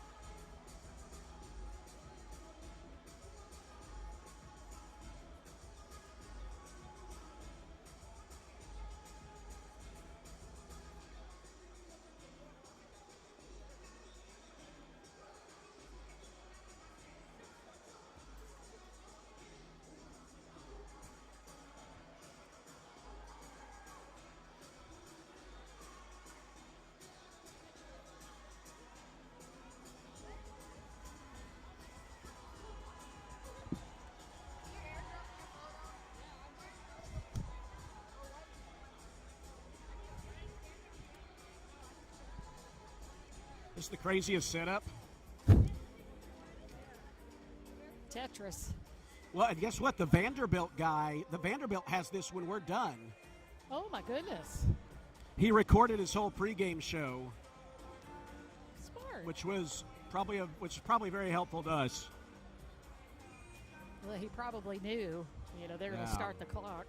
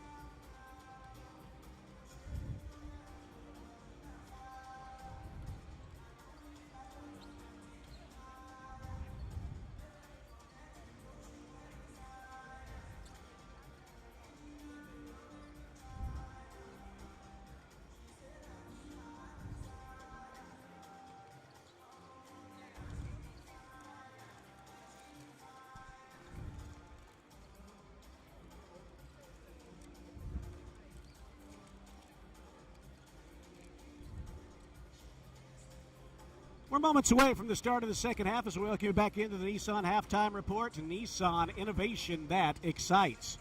Baylor trails Duke at intermission, 33-29. And Lori, as we get ready for the second half, a couple things that stood out to me is, one, there have been stretches where both teams look a little sloppy, but Duke was a team that's really known for its defense, and their defense has been good. But I think Baylor's has been with them really step for step. Duke has done a little more converting the turnovers they've forced and the offensive rebounds they've grabbed into second chance points or into scoring opportunities. But nonetheless, the score would indicate, and I think the play we've seen, that Baylor's right there with them. Yeah, and that is exactly what Baylor wants to see out of its team. You know, can you compete? Can you compete for 40 minutes against a Duke team that comes in with 70% of its scoring, returning, McDonald's All-Americans all up and down the lineup? What can Baylor do against this team? Can they sustain for a full 40 minutes? And I think what we've seen right now is a team that does not panic. I think they did really well without Jana Van Guyten beat them. Yeah. And Baylor had to adjust, knowing they did not have their primary ball handler in there. So you know that Jana is ready to get back out there and play with Baylor's starting five.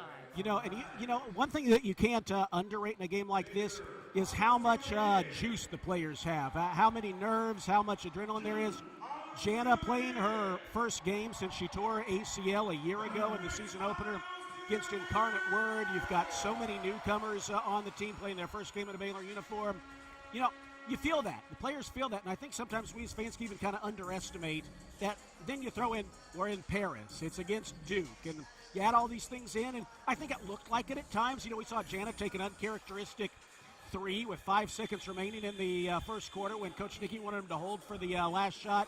Those are mistakes you make and try to get them out of the way early on, but they're mistakes that I think come from a lot of excess energy. You know what's fun about these games, though? It really is a playoff atmosphere. You're on a neutral side with two really good teams playing each other, so it really feels like there's a lot on the line. Like this is the game that you will advance to the Elite Eight or something like that. So it's a great opportunity for these teams. Baylor with the ball to start the second half. They find Fauntleroy from the right block. Her shot, it rolls off the back of the rim. She sort of shot put it up there too hard, and Mayor claims the rebound. Original starters are on the floor for the Bears. Likewise for the Duke Blue Devils. We'll tell you who they are again in just a minute as Donovan kicks it out to Jackson, their leading first half score. Jackson steps into a three with Jana Van Guyten with a hand in her face. She misses. Rebound batted around, and Bugs touched it last. Mayor came over to contest, and I think that caught Bugs a bit by surprise, and she tapped it out of bounds. Yeah, you got to be able to pull the basketball down. I thought Baylor had blocked out really well, but taps the basketball out of bounds after a kind of a questionable three-point shot that was taken by Duke. Duke having trouble getting it in. Jackson at the last possible moment plays it into Mayor high on the right side. Mayor with the left-hand dribble with 13 seconds to shoot. Scott out there guarding her in her first game in a Baylor uniform. Lob down low to Fournier in the paint. Bangs into Bella Fauntleroy. Oh, and a blocking foul is called on Bella. I disagree with that one. I mean, that's now where we're sitting up in the stands, now you can see Baylor there. And I thought, there's no circle there, and that is Bella just stepping into it, taking the contact, and I just don't like that. Yeah, it looked to me. Fournier was making a move towards the basket no matter what. I don't agree with that. Fournier knocks down the first free throw. One more coming. I thought from this angle, too, it looked like Bella had her feet planted, but not a lot of argument either, so perhaps perhaps not. Is one Maybe more free throw just coming? Me. Well, I was with you there, too. Fournier misses the second free throw. Bugs claims the rebound. Baylor has the basketball, trailing by 5, 34-29. Baylor has not started either of the first two quarters strong offensively. Let's see if they can here in the third. Here's Dariana Littlepage. Bugs doing her part with a turnaround, step into the dribble, and knock down a 10-footer. Well, Baylor hadn't scored since Talia Scott scored a bucket with 2.5 minutes left to go before half, and that was Baylor's. That's when the wheels came off. Well, Bella Fauntleroy just got called for another blocking foul when again it looked like she had her feet planted, and this one does draw the ire of head coach Nikki Collin, who is gently pulled back by Director of Ops Michael Mata. That's back-to-back questionable fouls on Bella Fauntleroy. Especially Bella Fauntleroy, who leads the solar system Yeah. in being able to pick up charges. That's just unfortunate because that's Bella's game. And that's now 3 on Bella Fauntleroy. So Bella Fauntleroy will presumably sit for the duration of this quarter with 8:43 still to go. Well, it's an opportunity here for Markayla Johnson to really shine as a true freshman. Here is Donovan giving it off to Jackson. Left elbow jumper is good. Duke pushes the lead back to 7 rather, at 38-31. Now Baylor on the other end. Delaney Thomas is called for the foul, make that 36-31. It's a 5-point Duke lead, I beg your pardon. Good, because you just gave me a slight heart attack there. Sorry about that. Delaney Thomas is hit with the foul. That's her second and the team's first. Thomas will take a seat, and Wood is back in. Wood had 4 blocked shots in the first half against the Bears. Inbound comes to Scott. She hands it off to Van Geitenbeek, playing with a brace on her left knee, the ACL of which she tore in the opener last season. 13 on the shot clock. Van Geitenbeek still near midcourt. Left-hand dribble. Johnson up to set a screen. She picks up the dribble. Slings it right side to Bugs. Bugs on the drive into the paint. Nearly walks with it. Oh, and she did walk with it. You know what? I think Bugs got a little indecisive with the basketball. She could have just pulled up and kind of done a little teardrop.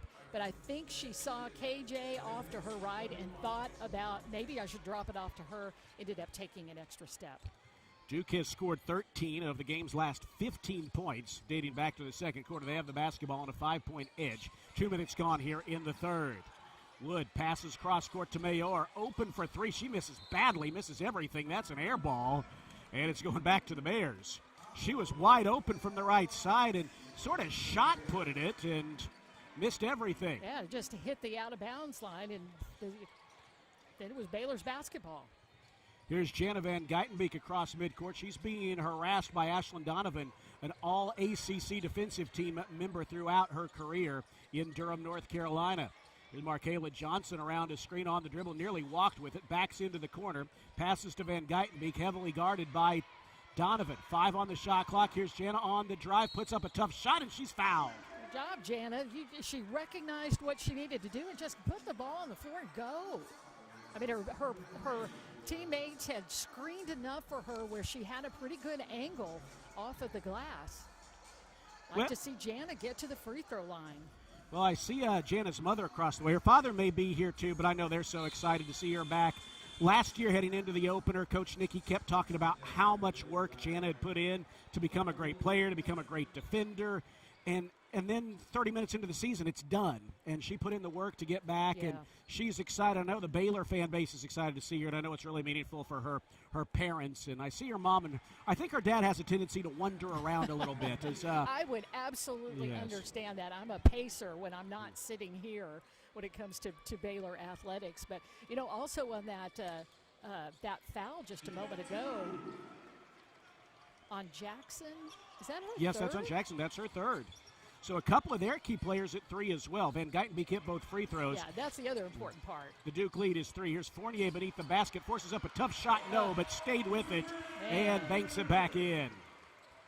That pushes the Duke lead back to 5 at 38-33. 3 minutes gone in the second half. Here's Talia Scott around a Van Geitenbeek screen. Slings it up to Van Geitenbeek. Picks up the dribble. Passes left side. Here's Johnson with a mid-range 2 that's off the back iron. No. Mayor grabs the rebound. Outlets it ahead to Nelson. Finds a cutting Fournier, who's blocked from behind, but a foul called on KJ. That will send Fournier to the free throw line following the Kirsten Johnson foul. A Duncanville native in the Dallas-Fort Worth area. Played for 3 years at Oklahoma. And I think he's going to have a bigger role here at Baylor. In fact, her career high came against Baylor of 20 points. Back in 2024, but I think Baylor's going to use her a little bit differently than she was at Oklahoma, which is to say feature her more in the post as the first free throw by Fournier rattles out. Good thing we don't have a crowd mic beneath the basket as she missed that free throw. One more is coming. As John Morris would say, that one rat-a-tat-a-tatted Yes. all around. She hits the second to push the Duke lead back to 6, which is one away from their largest lead. Markayla Johnson exits. Kyla Abraham checks back in. Kyla Abraham, the 6'3" redshirt junior in her 4th year with the program. Double big going now with Kyla and KJ. You know, and with Bugs there, too, that's really 3 forwards, 3 true forwards out there.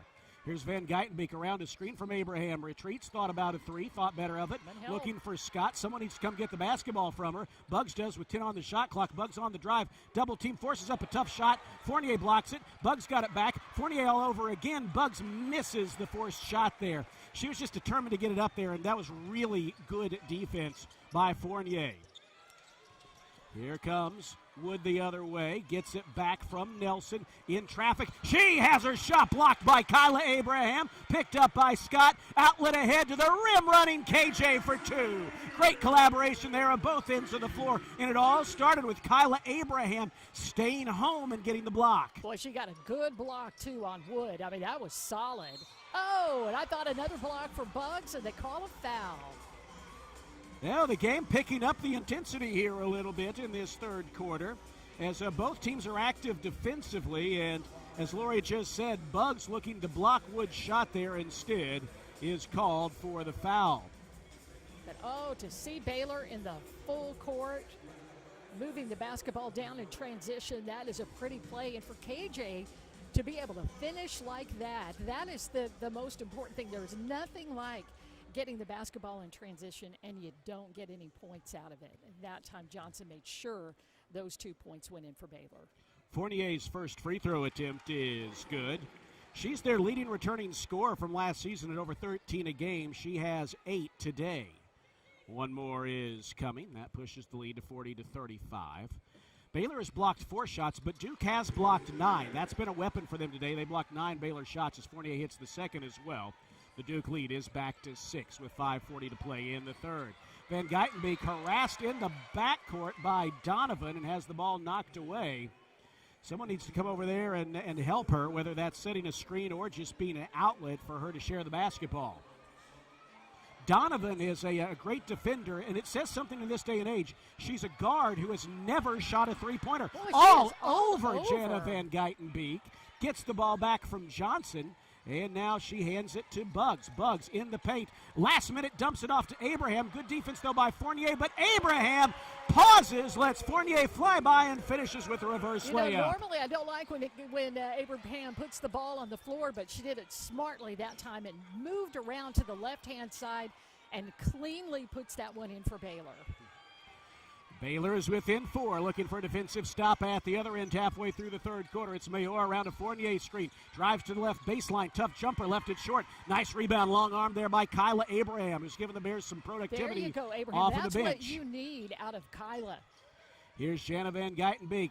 Telegraphed the pass a bit, and it is... a foul is called on Wood. She hooked Kirsten Johnson there as Kirsten was going for the pass. So that is going to go against Wood. Her 4th foul, if I've got that right. Well, that's a defensive foul, too. She knew if she did not impede KJ was going in for an easy lay-in. Well, and that is a foul on Wood, and I'm going to beg your pardon. That is her 3rd personal foul, 3 on Wood at our third quarter media timeout. But that's 3 players for Duke with 3 fouls each, I believe. Wait a minute, I looked at the wrong thing. Never mind, I did not say that, but Donovan has 3. They're getting there. Okay. Yeah, they do. 3 players. I was looking in the right place. Wood, Jackson, and Thomas have 3 fouls each. The 2025-26 women's basketball season is presented by Central National Bank, proudly serving Central Texans in Waco, Temple, and Austin. Bank different. Bank Central, Central National Bank. 4:47 to play in the third in this top 25 season opening matchup. It's 7th-ranked Duke 41, 16th-ranked Baylor 37. And you're listening to Baylor Women's Basketball on the Baylor Sports Media Network. Yep. Oh, wow. Huh. Took me a minute to figure it out. That's right. Yes.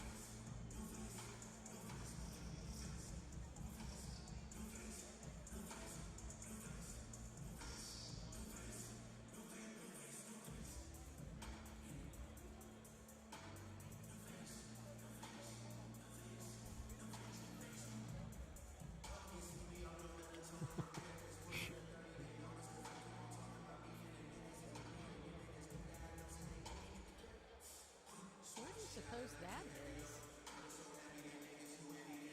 They spelled that wrong.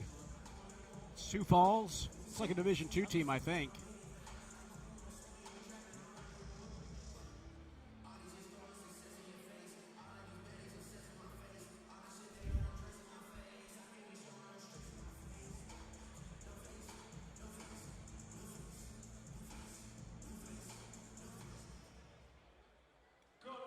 It's been a hard-fought game throughout here in the season opener in Paris. Baylor trails Duke 41-37 with 4:47 to play here in this third quarter. Colin Pirtle, Director of Communications for Baylor women's basketball and our Paris correspondent, tells us that Kirsten Johnson matches her best scoring effort since February 10th of this season when she was playing for Oklahoma against Johnny Harris, who was the coach at Auburn at the time. Johnny Harris, one of 3 new coaches on the team this year, and what a great pickup she is. She's won a national title at Texas A&M, numerous Final Fours at Mississippi State and at Texas A&M as well. Johnny Harris, Tez Dumars coming in from the men's side at Kansas State, and then Jalen Richard Harris coming in from Omaha. Yeah, they are. They fit in so well. You know, Coach Nikki wants to find somebody who, of course, she's comfortable with, who's a great fit at Baylor, and all 3 of them are.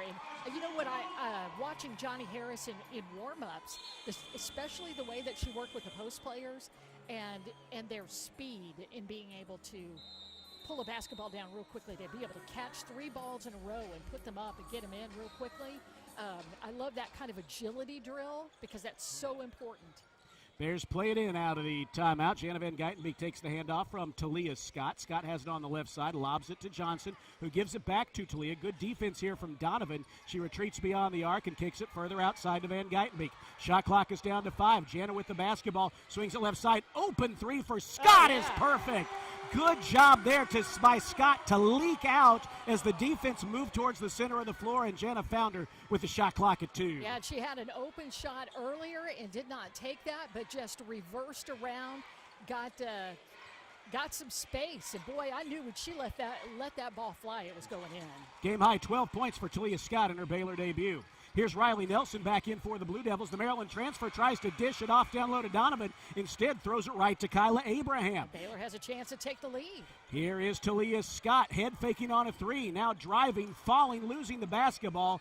Kirsten Johnson saves the possession. Reset. 15 on the shot clock. Here's Scott, right corner. She'll unload a 3. That one left short. Rebound hits the floor, and Nelson grabs it. Not a bad look there, but couldn't hit there, and now Duke the other way with the ball and a 1-point lead. Here's Donovan, a mid-range jumper, no, from the left baseline. Buggs with yet another rebound. Darion Littlepage Buggs with 7 boards. Here comes Jana Van Geitenbeek, bounces it into traffic, and Donovan steals the pass that was intended for Abraham on the bounce. They outlet ahead to Fournier, who controls the pass, controls her body while hanging in the air, and finishes in close. The Duke lead is back to 3. Here's Van Geitenbeek racing to the other end. Nearly a turnover. She's tripped out of bounds. Saves it to Talia Scott. Gets it back from Abraham. Here's another 3 from the left side. No. Offensive rebound by KJ. Slings it up to Van Geitenbeek. Open for 3. Oh, that's no good. It's on line, but it falls off the back iron. And the rebound controlled by Duke. Ahead to Wood. Euro step in the lane, but she misses. Rebound trickles out to Jana Van Geitenbeek. Well, both teams missing here at both ends, and now Baylor with 2:44 to play in the third quarter has the ball down 43-40. Jana Van Geitenbeek with a head fake to the right elbow, picks up her dribble, slings it outside to Scott. Shot clock down to 10 as Scott angles around an Abraham screen, gives it to Kyla Abraham. Shot clock at 7, and she throws it away.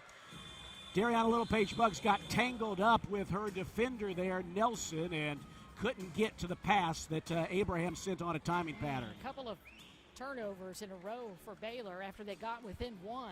Duke up 43-40 with 2:26 left to go before halftime. Oh, wait a minute. Third quarter. Yeah, there we go. Yep. After, yes. There we go. It's been a little bit for both of us. 2:15 to play here in the third quarter. Here is Mayor near midcourt. Talia Scott trying to tie her up in the center jump circle. We're down to 10 on the shot clock, and still Mayor is dribbling near midcourt. Scott with her step for step. There's a screen by Thomas. She gets away open, and she misses a 3. Rebound is knocked out of bounds by Duke. Boy, they just had Mayor dribbling at midcourt for about 22 seconds on the shot clock. Then they were able to spring her wide open. Yeah, Baylor didn't switch on that one, and I think maybe she wasn't able to square up, and her body was moving a little bit more to the left side. But boy, Baylor dodges a bullet now. Let's see if they can close out better. Remember, Duke closed out right before the half on an 8-0 run over the last 2 minutes and 19 seconds. Minute 45 to play in the third. Markayla Johnson thought about a three as the Bears set up in the half court, then drove inside, had her shot blocked by Fournier, got it back. Her pass is tipped, chased down by Jana Van Geitenbeek with 7 on the shot clock. Van Geitenbeek to the right side, drives in hard to the basket and can't quite finish. Offensive rebound by Kyla Abraham, gives it off to Markayla Johnson, who hangs in the lane and hits a driving floater. She just does not know that she is a freshman at all.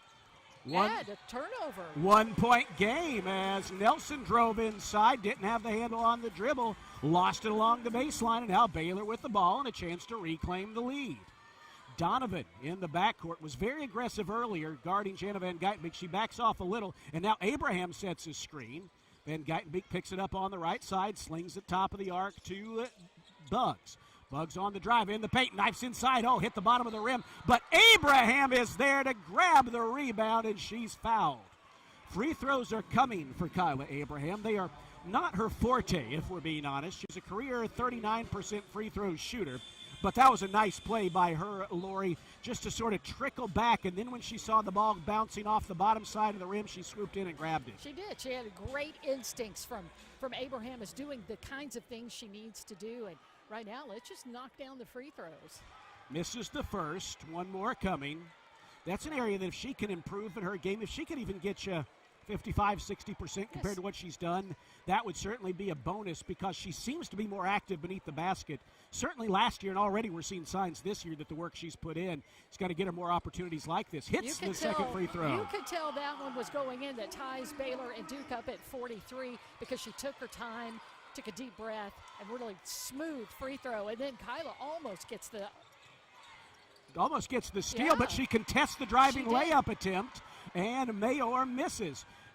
She's hurt is Abraham, walking with a bit of a limp back the other way. She does have a pronounced limp as she walks back, but I think she's going to be able to walk it off. She hit the floor hard after denying that shot. Here's Jana the other way, 28 seconds to play, third quarter. She angles all the way from right to left along the baseline, gives it to Abraham. Abraham gives it back. Pass is knocked away with 5 on the shot clock. An over and back violation is called, and that was Riley Nelson. I thought she about got the hand on it, but she didn't. It went off of Bugs' foot, and not anything you could do about it as she goes back and claims possession and over and back. And I think Baylor got caught in a little bit of too much passing. Yeah. Just then, and he ended up having to scramble. And a pass wasn't right to Bug. She had to reach out for it. Well, now Duke can play for the last shot of the third quarter. Score tied at 43 with 13 seconds remaining. It is Mayor angling to the left side of the floor, around to Fournier's screen. Now she's double-teamed. Fournier slips past. She wants to spin in to force up a shot, and it is blocked by the Bears. Kirsten Johnson got a hand on it. Here comes Bugs in the corner. Johnson forces a three that is short as the third quarter draws to a close.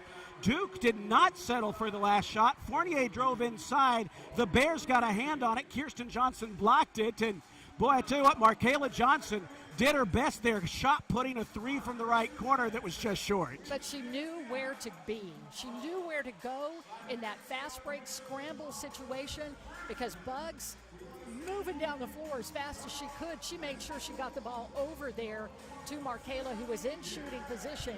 That's just a tough shot to take right at the end of the third quarter, but Baylor scratches and claws its way back to, we're back to even, 43 all, Baylor and Duke.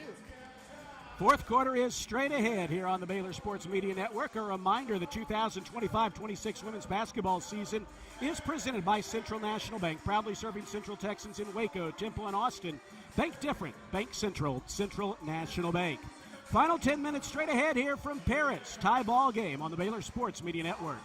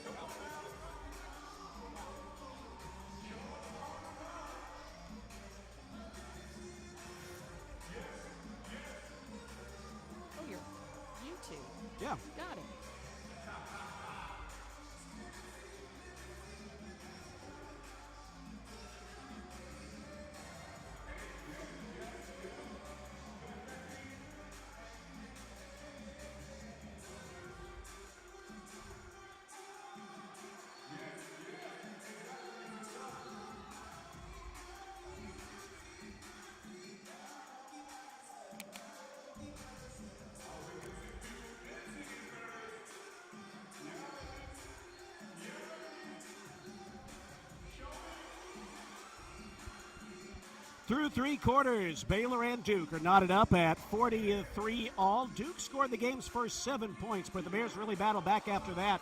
And the stats are pretty even. Duke shooting 33%, Baylor 32, Duke 4 of 13 beyond the arc, Baylor 2 of 13. Blue Devils 7 of 11 from the free throw line, the Bears 9 of 12. One deep difference in this game remains the turnover battle. Baylor has turned the ball over 5 more times, I should say, than Duke.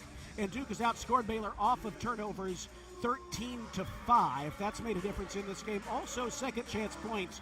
Duke a slight edge there at 10-7, despite the Bears with the edge on the offensive glass, 15-10. But Lori, this has been a hard-fought ball game, and you said it earlier. You know, if this were a game that were going on in March, it kind of has that kind of feel because you've got a team in Duke picked to win the ACC, Baylor picked to finish third in the Big 12, but both ranked in the top 20, and it feels like that today. It does, and Baylor's been a part of these games throughout its history, playing in the State Farm Women's Basketball Classics and opening up the season, and it really does feel postseason-like.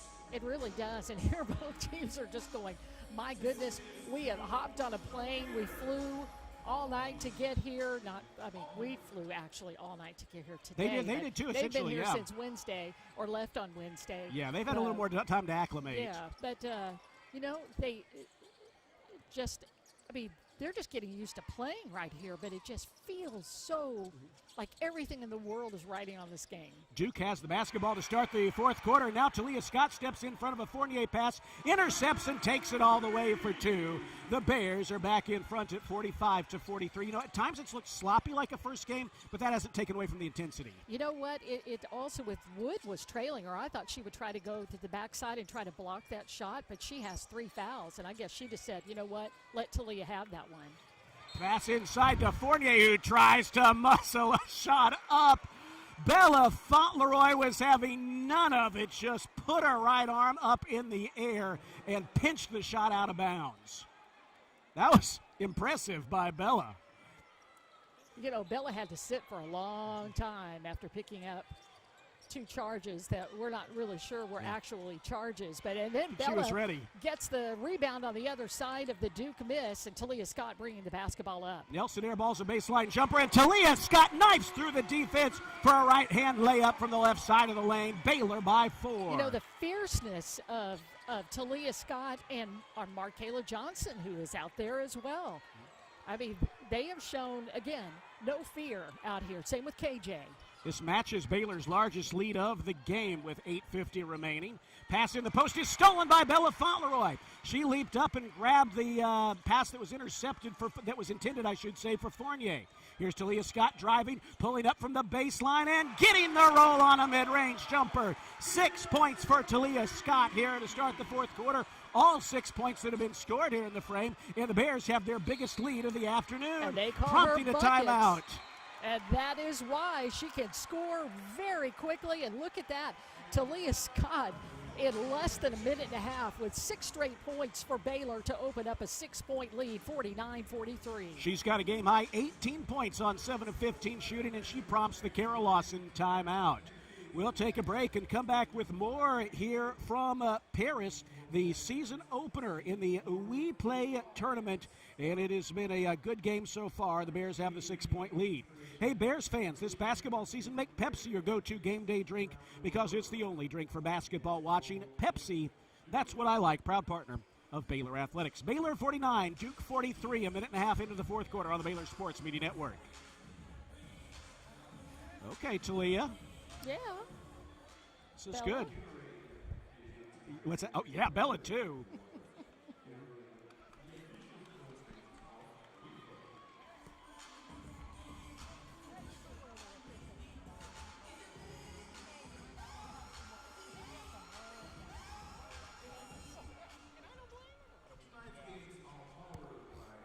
I'm just glad they let it go.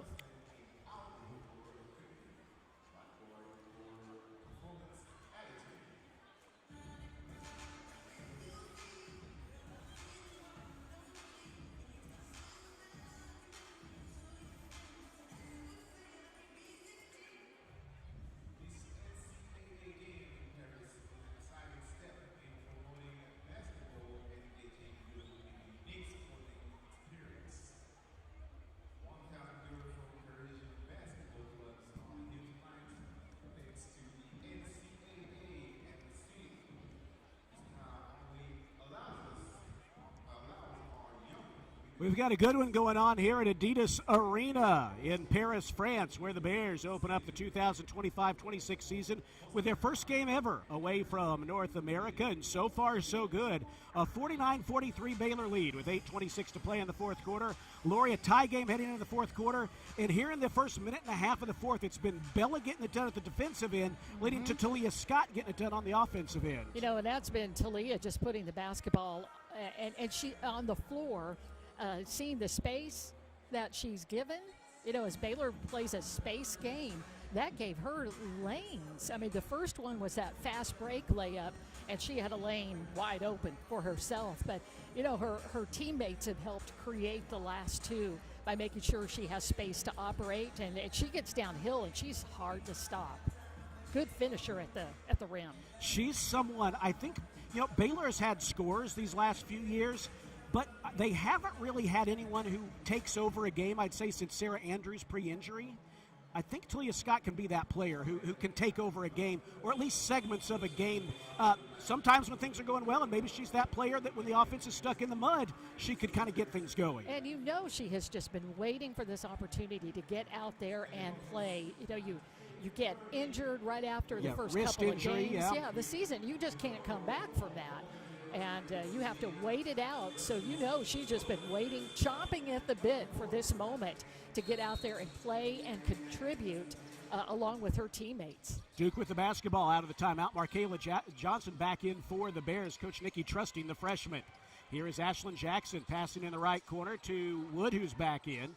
Jackson, Wood, Mayor, Thomas, and Donovan on the floor for the Blue Devils. Shot clock at single digits. Bella Fauntleroy guarding Jackson. Fournier tries to slip off a screen beneath the basket. Baylor stays with her. Three to shoot, two to shoot. Jackson forces a long three, clangs it off of everything, and that's a shot clock violation. Smothering defense. All on the half-court side, Lori. Well done. And that's why I'm sorry. I was going, switch, and I know that's exactly what they're going to do. Bugs knows what to do out there, but I'm just surprised that Duke just held the ball out there and had to take a bad shot with the shot clock winding down. Baylor's 6-point lead is their biggest of the afternoon. Talia Scott has it on the right side, gives it to KJ. KJ fakes a pass to her, then has the ball knocked away. Saved it, though, and kicks it out to Bugs. Bugs with a left-hand dribble around the perimeter. 9 to shoot for the Bears. Bugs has got to get rid of it and does to Talia Scott. 5 to shoot, 4 to shoot. Scott on the drive, gets a step, gets to the basket, and has her shot blocked out of bounds with 1.3 seconds on the shot clock. Duke's best defense today has been blocking Baylor's shots, and they're in double figures in that regard. As a matter of fact, that is now over 10 of them on the game, and that is 12 to be exact. 1.3 seconds, got to be a catch and shoot for the Bears. Scott bounces down low to Fauntleroy, who has her shot blocked. Baylor played it in, had a good play running, but Bella had her shot blocked. Duke back the other way. Jackson lets her sling by, but misses an open three from the left side. Bugs claims yet another rebound, and the Bears can push the lead beyond 6 once again. 7:15 to play here in the fourth quarter. Scott gives it over right side to Bugs. Bugs turns and faces the basket. Wants to drive on Fournier. Knifes inside. A little floater is no good. Missed it from about 7 feet away. Now here comes Mayor with the rebound. Steps into a free throw line. Jumper left it short. KJ skies for the rebound. Kirsten Johnson now with 6 boards in her Baylor debut. Baylor back the other way with under 7 minutes to play.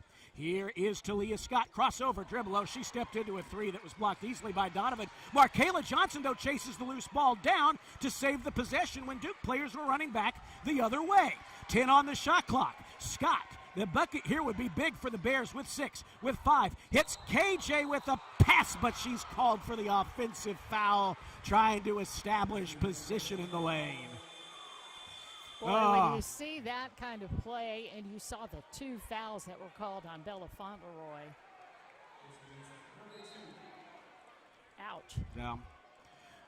Baylor has just 1 foul committed here in the fourth quarter. Duke has yet to be called for a foul in the fourth.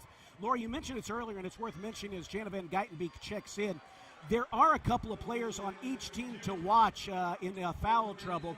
For Duke, Delaney Thomas has 4 fouls, 3 apiece for Ashlyn Jackson and Jordan Wood. For the Bears, 3 fouls for Bella Fauntleroy and now Kirsten Johnson as well. Fournier nearly fumbles away an easy pass, chases it back down. Now it's a drive inside on Johnson, who blocked her shot out of bounds from behind and lets out a roar as her teammates come and join her in the lane. Kirsten Johnson has played a nice game for the Bears, Lori, in her Baylor debut. She has, and again, another confident player. And I know that Baylor had a what they would call a, and Talia Scott almost steals the basketball, but they would call the summer, they said it was a rough summer. They all, not from a team standpoint of getting along, it's just all coming together and meshing together and understanding Coach Nikki's system. And you can tell they understand the fundamentals of the way she plays. She wants Baylor to play basketball. Shot clock at 4 as Duke plays it in, and a nice find there as Ashlyn Jackson, angling to the right side, slings a pass to Delaney Thomas for the layup with the shot clock at 4. That's the first time they've scored since 3:21 in the third quarter. That's a long time. That's about 7 minutes. That cuts Baylor's lead to 4 with 5:51 to play. Bugs dribbles into a free throw line jumper, back iron, no. Johnson keeps the ball alive and knocks it off of Thomas. Baylor will keep it. You know, that's not going to count as a stat for her, but that's as good as a rebound. That was going to be Duke's ball. That's a heady play. Van Geitenbeek will play it in beneath the bucket along the baseline. Lobs it into Talia Scott, who hands it off to Van Geitenbeek in the corner. Donovan all over, so she backs up, and now a whistle and a foul on the floor against the Blue Devils. That's going to go against Mayor. Maybe a little aggressive. First foul on Duke in the fourth quarter there in a crowd there alongside Bugs and Fauntleroy. 49-45 Baylor. 5:40 to play in this one. Baylor to play it in. Van Geitenbeek having some trouble, and a 5-second violation is called. Yeah, now that one felt like a 5-second violation. Yeah, that one truly did, and Baylor could not find a way to get anybody open.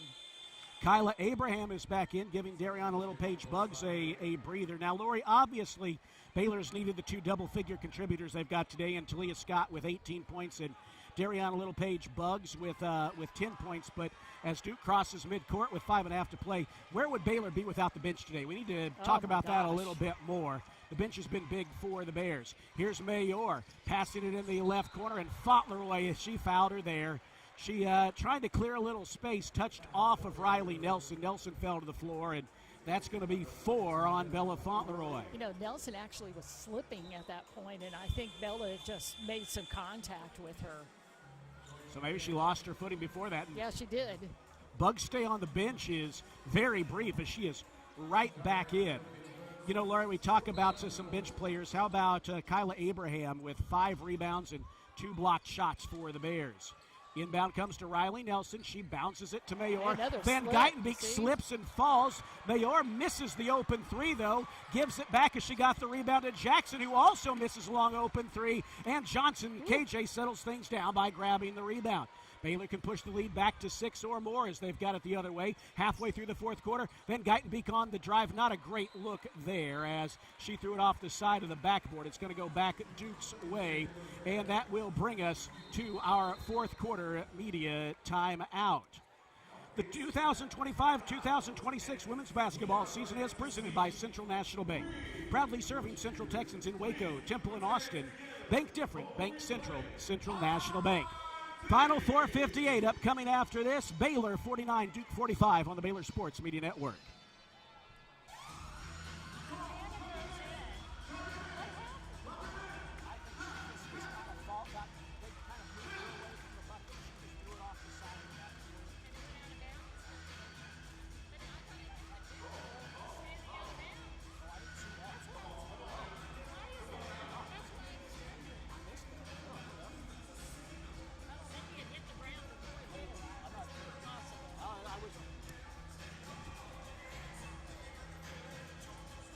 Okay, Shalisa's out there talking to them about when Janice slipped. Because Janice slipped, and then she did. What's her name? Riley Nelson did too. She did too, yeah. On this side of the floor.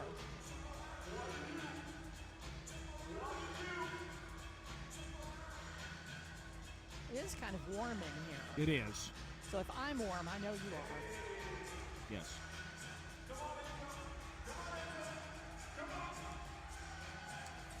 We've got break dancing during the media timeout here. It's impressive. It is a group of people creating moves that I tear my ACL just thinking about them, but they're pretty impressive.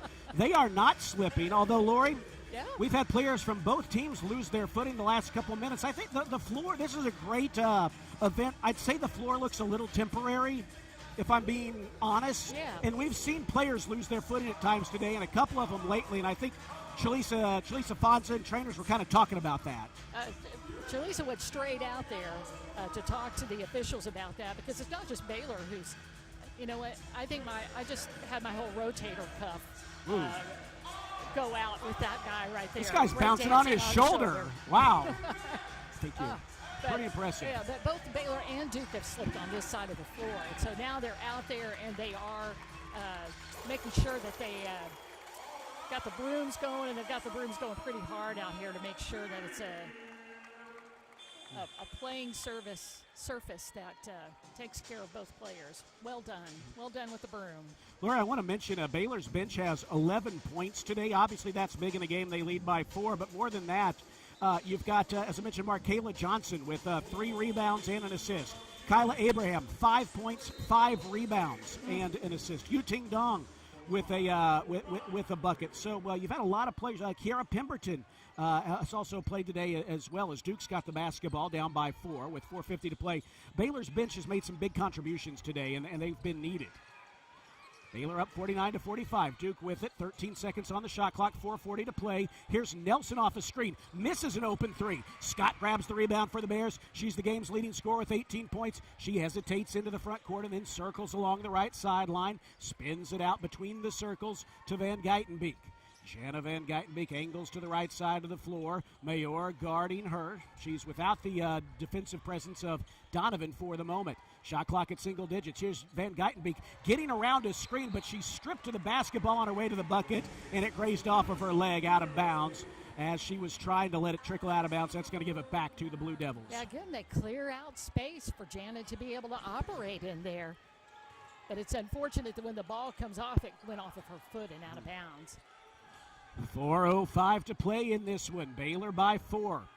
On defense right now. There's a pass to Fournier, who misses a shot. Good defensive presence there by Kyla Abraham. Rebound loose on the floor, and Duke falls on it and calls a timeout.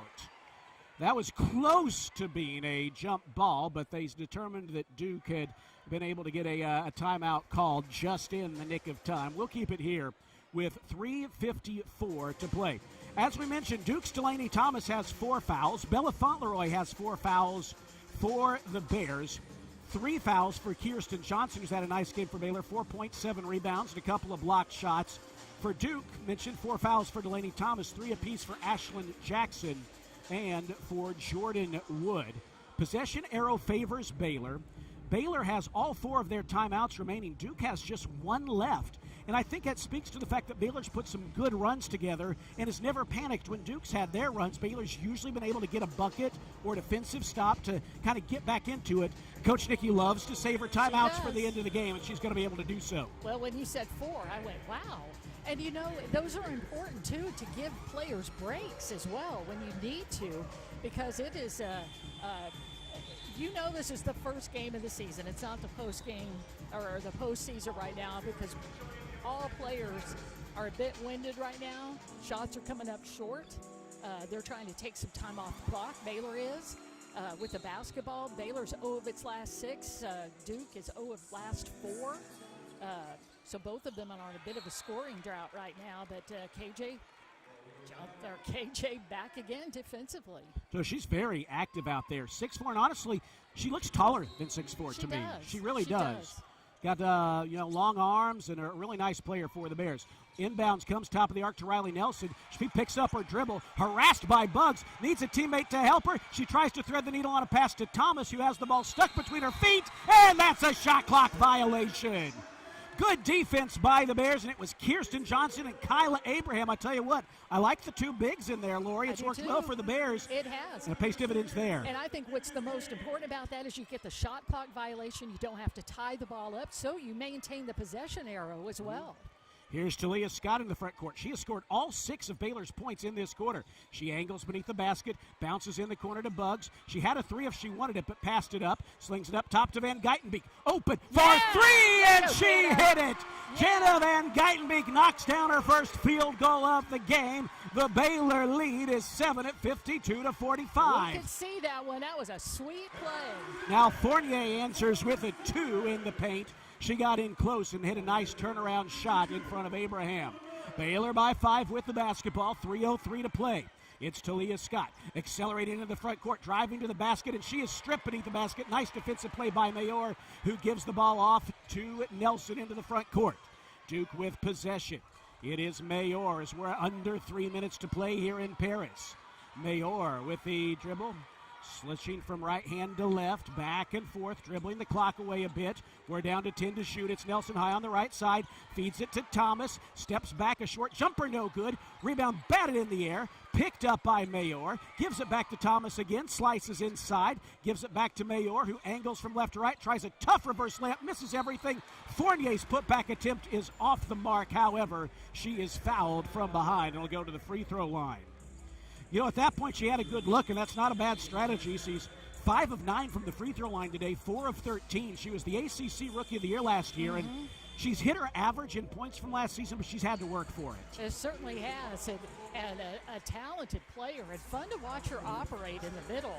Now, something to watch, though. That's 4 fouls on KJ now. So Johnson and Fauntleroy, who have really been Baylor's 2 best defensive players today, each have 2 fouls. Here's Fournier, 5 of 9 from the free throw line. She's got 2 coming her way, the first of which is too strong.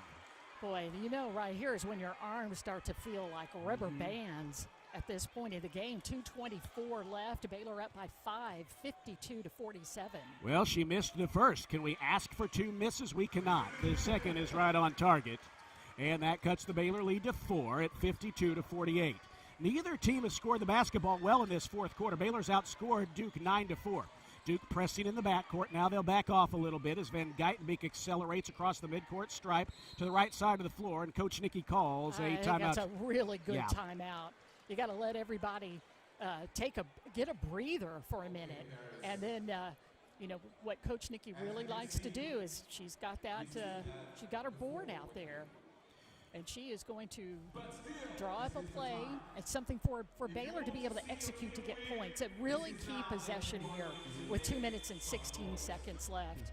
It looks like Duke has seemed to be the stronger team with the last 2 minutes, except for that the third quarter for Baylor. So you want to see Baylor really be able to execute right here and get a good look at the basket.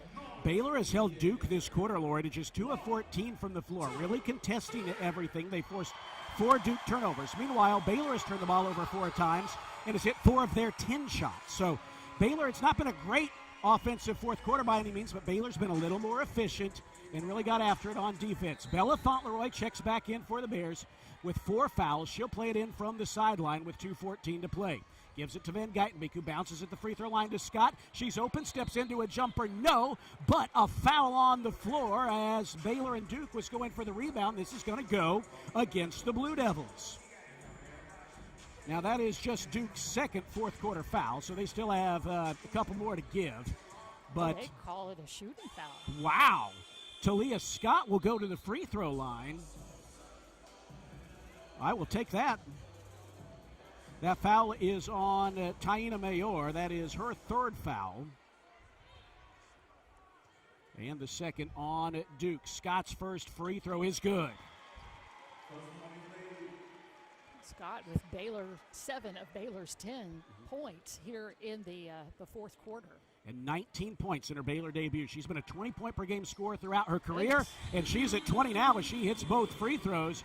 More importantly, she pushes the Baylor lead back to 6 with 2:10 to play. Substitutions for Duke. Jackson is back in place of Thomas. They're going to play with Mayor, Thomas, Donovan, Fournier, and Nelson. We're down to 2 minutes to go in this one. Baylor on defense right now. Duke with the basketball. It's a 6-point Baylor lead. Here is Ashlyn Jackson, who has struggled with her shot today. 1 of 8 from beyond the arc. She's going to play it cross court. O'Donovan nearly fumbles that pass out of bounds, but barely holds on to it. It was too high. 5 to shoot. Here comes Mayora. Contested layup attempt, no. Fournier with the offensive rebound. Put back, no. Rebound fought for on the floor. Blocked by Abraham, and that's a shot clock violation. Wow, what defense for Baylor, and both teams just battling on the boards. Offensive boards being pulled down by Duke. Baylor just continues to contest, does not give up. Again, another shot clock violation. And wow, Kyla Abraham, more good minutes because you absolutely had to show up in that moment. And, woo. Lori, I don't care what the numbers say, although I think they're going to paint this picture. Best game of Kyla Abraham's career, especially given the opponent. You know, the way she has played with confidence and under control. Even by being 1 for 2 from the free throw line is huge. Here's Talia Scott the other way, driving to the basket, and she is fouled with 1:24 to play. Boy, she hit the ground hard, I think on her hip. Ooh, that had to hurt. Hope she's all right. She had a wrist injury that cost her the majority of last season when she was with Auburn. She's got a cramp. A cramp. There we go. Oh, you can work that out. And she's going, okay, I'm fine, I'm good. But boy, her teammates all ran to her immediately to try to help out. Bugs will get a breather for the Bears. Kirsten Johnson is back in. Duke substituting as well. Jordan Wood and Riley Nelson checking back in as Talia Scott prepares to go to the free throw line. Lori, one shot makes it a 3-possession. If she can hit one of them, it's a 3-possession game with 1:24 to play. Baylor leads 54-48. That foul was on Fournier, by the way, and that was her second. Scott at the free throw line. Her first is good. Boy, she is nothing but net. What a fourth quarter for Talia Scott. She took over this game in the fourth quarter right at the very beginning, scoring 6 straight points. She likes the big moments, Coach Nicky says, and she hits both free throws here. Baylor by 8 with 1:23 to play. Pass in a crowd to Fournier, forces up a tough shot. Nice job there. That play, Fournier looked like the ACC Rookie of the Year. That cuts the Baylor lead to 6 with 1:13 to go. Another big possession here. A bucket really puts the math in favor of Baylor. Here is Scott on the drive, mid-range jumper short. Offensive rebound, Johnson, put back no good. Offensive rebound, Abraham, her put back no good. Fight for the loose ball on the floor with under a minute to go. It is picked up by Nelson. Baylor by 6. They find a cutting Fournier for 2. It's a 4-point Baylor lead with 51 seconds to go. Abraham hits the floor hard and is slow getting up, and the officials blow the whistle to give her a moment here. And a timeout is called by the Bears. Oh boy, Baylor fought so hard on the offensive end, Lori, but they missed 2 point-blank opportunities, and then Duke finally was able to get the rebound and convert it in transition for a bucket. You had those high percentage shots, and you had to take those KJ going in and Kyla going in as well. And I think it may just be a little bit of a tweaked ankle for Kyla. Now she's walking off, I would say with a little help, but I think it's just, well, I call it support. Yeah. You know, I think she doesn't really need Chalisa. In fact, now she is taking her hand off of Chalisa, and so she's doing all right. Lori, you mentioned Talia Scott. 10 fourth quarter points. 10 of Baylor's 13 fourth quarter points.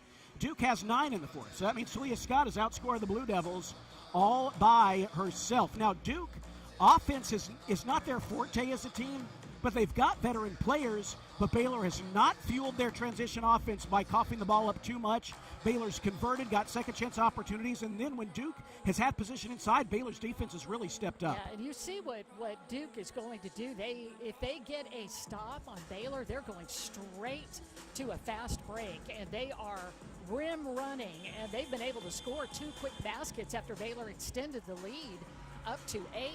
I mean, real quickly in 30 seconds, they've scored those 4 points and cut Baylor's lead in half. So Baylor, with 51.1 seconds left here, needs to have a good possession. I mean, I think everybody is just trying to breathe right now. Hard-fought ball game here in Paris. The Bears will take the floor on offense with Scott, Bugs, Van Geitenbeek, KJ, and Fauntleroy. It'll be Fauntleroy to play it in. The lanky Riley Nelson will contest the inbounds pass. Out there defensively as well, Fournier, Jackson, Mayor, and Wood. Oh, the inbound's nearly thrown away. Chased down by Bugs, who barely saves the ball inside the midcourt stripe. Somehow saves it to Talia Scott. That was nearly disastrous. But the Bears save possession, and now a whistle, and the player Nelson for Duke slipped on another spot on the floor. I think that's where Talia had fallen when she was, I thought she was tripped. I didn't think she just fell on her own, but they stopped the They stopped the play. I've never really seen that, but they stopped the play to clean it up. Either. I mean, I understand the safety part of it, but boy, Baylor will have 20 seconds to work with here as play is stopped, and they'll throw it out essentially the same place. Yeah. Bella will play it in. Duke with a substitution here as Delaney Thomas checks back in defensively for Fournier. Baylor with the ball and a 56-52 lead, a 4-point edge with 41.3 seconds to play in this one and 20 on the shot clock. A bucket here, again, really makes the math tough for Duke. And you could drain a little clock in so doing, but you got to get it in safely. Duke makes it hard. Inbounds to KJ. High on the right side, she bounces it to Scott. Scott in the center jump circle. Donovan guarding her. 13 seconds to shoot. 33 to play. Scott on the drive. Around a bug screen. No, she retreats behind it instead. Now gets a head full of steam. Drives inside. Has her shot blocked. But she is fouled with 26 seconds to go. Goodness, she's like Bella, the way that she hits the floor. It's like there's a magnet almost. She gets up. She's all right. But again, her teammates, all four of them, go over there and surround their teammate as Talia Scott takes a slow walk to the free throw line. Talia Scott today, 22 points, 7 of 18 from the floor, 2 of 7 from beyond the arc, and 6 of 6 from the free throw line. It's a 2-possession game. If she hits a free throw here, at least one of those shots for Duke has to be a 3. If she hits them both, they both would theoretically have to be, and the first is good. Hits the floor hard, gets up slowly, no problem, calmly drains the free throw. And the Baylor lead is back to 5. One more free throw coming. Sits up, and it is good. Baylor 58, Duke 52. Inbound comes to Mayor. Shot clock off. 24 seconds to play. Jackson gets the ball. Forces up a 3. No good. Offensive rebound loose on the floor. It's lost by Fournier. Picked up by Talia Scott. We're down to 13 seconds to go as she dribbles into the front court. Duke has yet to foul. We're down to 9 seconds to play, and finally they foul her. Talia Scott can ice it from the free throw line. Baylor has done a good job on Duke's leading perimeter scorer today, Ashlyn Jackson. She struggled behind the arc. That was her 9th three-point shot missed. And now Baylor, with 9 seconds to go, can make it a 3-possession ball game. And guess who was scrappy in there for that offensive, not necessarily an offensive rebound, but contesting, and that was Kyla Abraham. Again, see, she goes out, and everybody's giving her high fives up and down the bench. What a game for her. It may not show up so much in the stat column, but wow.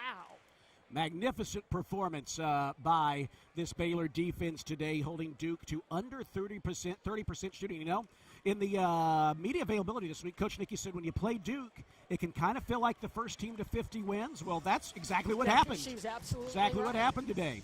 Taking a little bit of time as they tend to some blood on Bella Fauntleroy's knee. You know, Bella, there's always going to be some bruises, some blood. That's just kind of how she plays. And Shalisa Fonza attending to her over there, and that gives probably some much-needed time for everyone to catch their breath again. But we're down to 9 seconds to go. Baylor looking to put the finishing touches on what would be a top 10 win to open this 2025-26 season. First free throw by Talia Scott. Well, that one rattles out. She's got one more coming with 9.1 seconds to play. Duke does have a timeout if they want to use it, try to make some desperation sequence come to life. But if Talia Scott makes this free throw, that becomes even less likely. It's on its way, and that one is no good. Rebound batted around. Johnson knocks it out of bounds, but no, it was actually grabbed there by Fournier just before it went out of bounds, and Duke does call a timeout with 7.3 seconds left. So still desperation time for the Blue Devils, but by virtue of neither of those free throws falling for Talia Scott, they've got, they hit a quick three, they can try to make something happen. And Talia, I mean, my goodness, she scored 12 out of Baylor's 15 points here in the fourth quarter. The way she has just been hammered there to be able to get to the free throw line.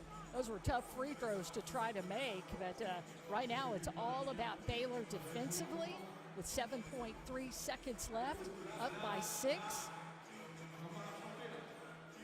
You want to be smart with how you play this. Again, 7.3 seconds left.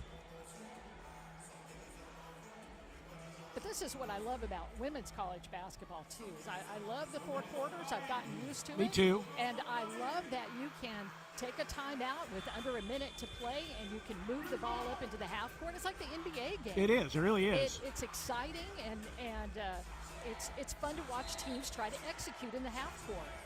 Baylor by 6, 58-52, 7.3 to play. Inbounds to Mayor, who misses the three. Fournier with an offensive rebound, misses the putback. Duke loses it out of bounds, and that is going to do it. I think KJ got a hand on that and blocked that three-pointer. She was out there contesting. I don't know if it's going to show up anywhere, but that ball didn't come anywhere near the rim, and I know it's because KJ came flying out there using every bit of her length to be able to disrupt that shot. Well, Coach Nikki calls a timeout here. They are. They're feeling it. Decent Baylor crowd. Really, I'd say a great Baylor crowd for being in Paris, France. And they're feeling it. A lot of energy in this Adidas Arena tonight, Lori. They've seen a good game, and now Baylor is an inbounds pass away from beginning this season with a big victory a long way from home. I think what all of us wanted to see out of Baylor is just gauge where you are. Can you compete? Can you go up against a top 10 opponent, and can you play well? And they certainly did. 58-52 the final. Baylor picks up a top 10 win to open the season, defeating number 7 at Duke here in Paris. A fantastic defensive performance by the Bears. Talia Scott was brilliant in the fourth quarter, and tell you what, it's just one game, Lori, but that's a formula that we could see repeat itself this year, and it would work very well in Baylor's favor. I think what we need to do is go back into the annals of Baylor athletics history, and let's just use the words of Grant Taft and just say, I believe. I mean, it's the way that we've seen this team play here in the early going. They have bought in to Coach Nikki's system. They have brought new coaches in, too, who have assimilated really well. They've brought in some players who have also bought in and worked really hard over the summer to play an entirely new style of basketball, a pro style of basketball, and they looked very comfortable doing that. Incredibly comfortable. In the second half, Baylor outscored Duke by 10 points. They were really, really good over the final 20 minutes of this game. And they're celebrating in front of the bench right now. Perhaps you can hear across the way they're celebrating. The Baylor fans are as well. For Baylor, it is the first top 10 victory since the Bears on December 30th of 2023 defeated Texas by a score of 85-79. So almost 2 years since Baylor's last top 10 win. Now, granted, it's been almost 16 years since Texas defeated Baylor in Austin. I just got to throw that in there even now. But Baylor with a top 10 win, their first in almost 2 years. And this was a big one, Lori. It's just one game. It's an early statement, as you alluded to. It is. And you know what's exciting about that is you look up and down, everybody who came in made something, just made some sort of play. And I tell you, Bugs across the way was just giving a big hug and high five to Kyla Abraham, and they run over to Carolyn Peck over there on the ESPN is interviewing Talia Scott, and the whole team is over to celebrate with her. They're having a good time, and they got down to business. They had fun. They had fun in St. Paris, but when it was time to lock in, they did. Turns out getting down to business is pretty fun too. Yeah, I think so. Kirsten Johnson, I mean, what a player KJ is. What a player Talia Scott is. And again, to come into a brand new system and to be able to play with confidence and understanding and no frustration. And, boy, Jana Van Guytenbeek, super excited with this game. And same thing with number 22, Bella Fauntleroy, who had to, play through some foul trouble. And but the second she got back in the basketball game, what did she do? Just had a big block and really gave her team a spark to begin the second half. Talia Scott leads the way with 24 points for the Bears. Darian Little-Page Bugs, the other double-digit scorer. Blocked shots, how about 4 for Kyla Abraham today for the Bears? It all adds up to a top 10 victory here to open the season. Baylor 58, Duke 52 on the Baylor Sports Media Network. Hey, that works.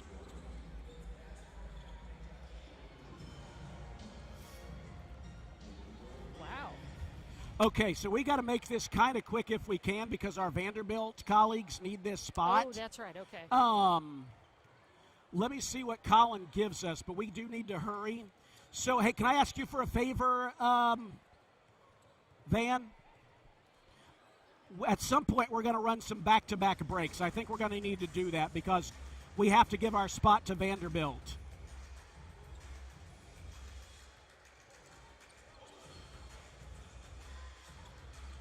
I'll do that. We'll plan on doing that.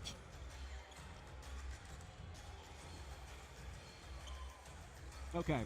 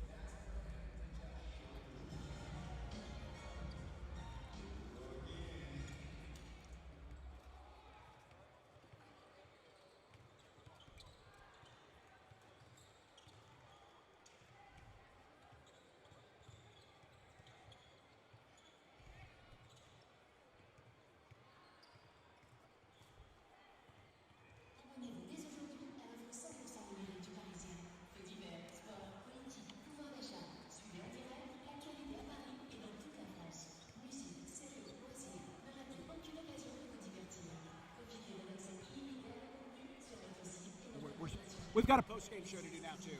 We're going to do our post-game show. Yeah. I know Vandy's got to come here, so we'll...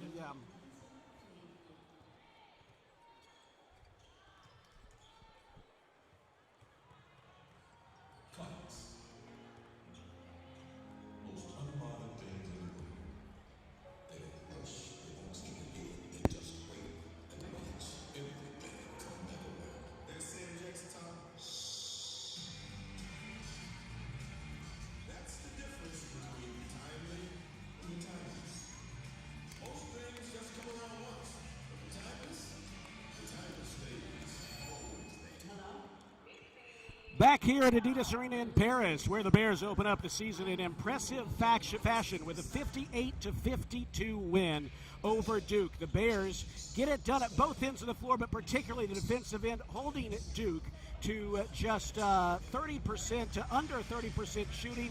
The Bears blocking 9 shots and forcing 19 turnovers. Or excuse me, I beg your pardon on that. The Bears commit 19 turnovers, but hold Duke to but Duke, a team that has generally been good in the plus minus in turnover numbers. Baylor is able to best them there today, holding Duke to. We'll get you that number here in just a second. Here, I beg your pardon. But a great defensive effort by the Bears today, led in a lot of ways by Bella Fauntleroy, Kirsten Johnson, and Kyla Abraham. We'll tell you how they did it when we come back to Paris. 58-52 the final. The Bears victorious over Duke here on the Baylor Sports Media Network.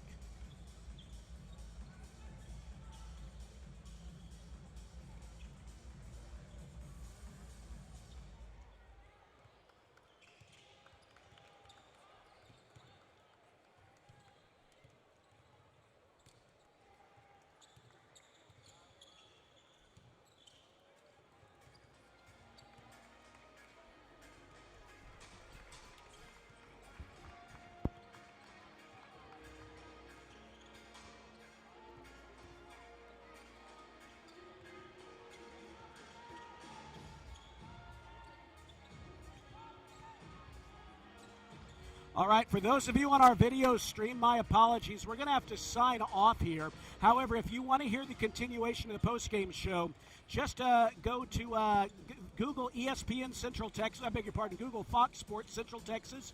You can find the stream there. Fox Sports Central Texas is where you go for the duration of the postgame show. My apologies. We got to give our spot to Vanderbilt, so we're going to sign off here on the video stream, but continue on our radio broadcast. Just Google Fox Sports Central Texas for the duration of the postgame show.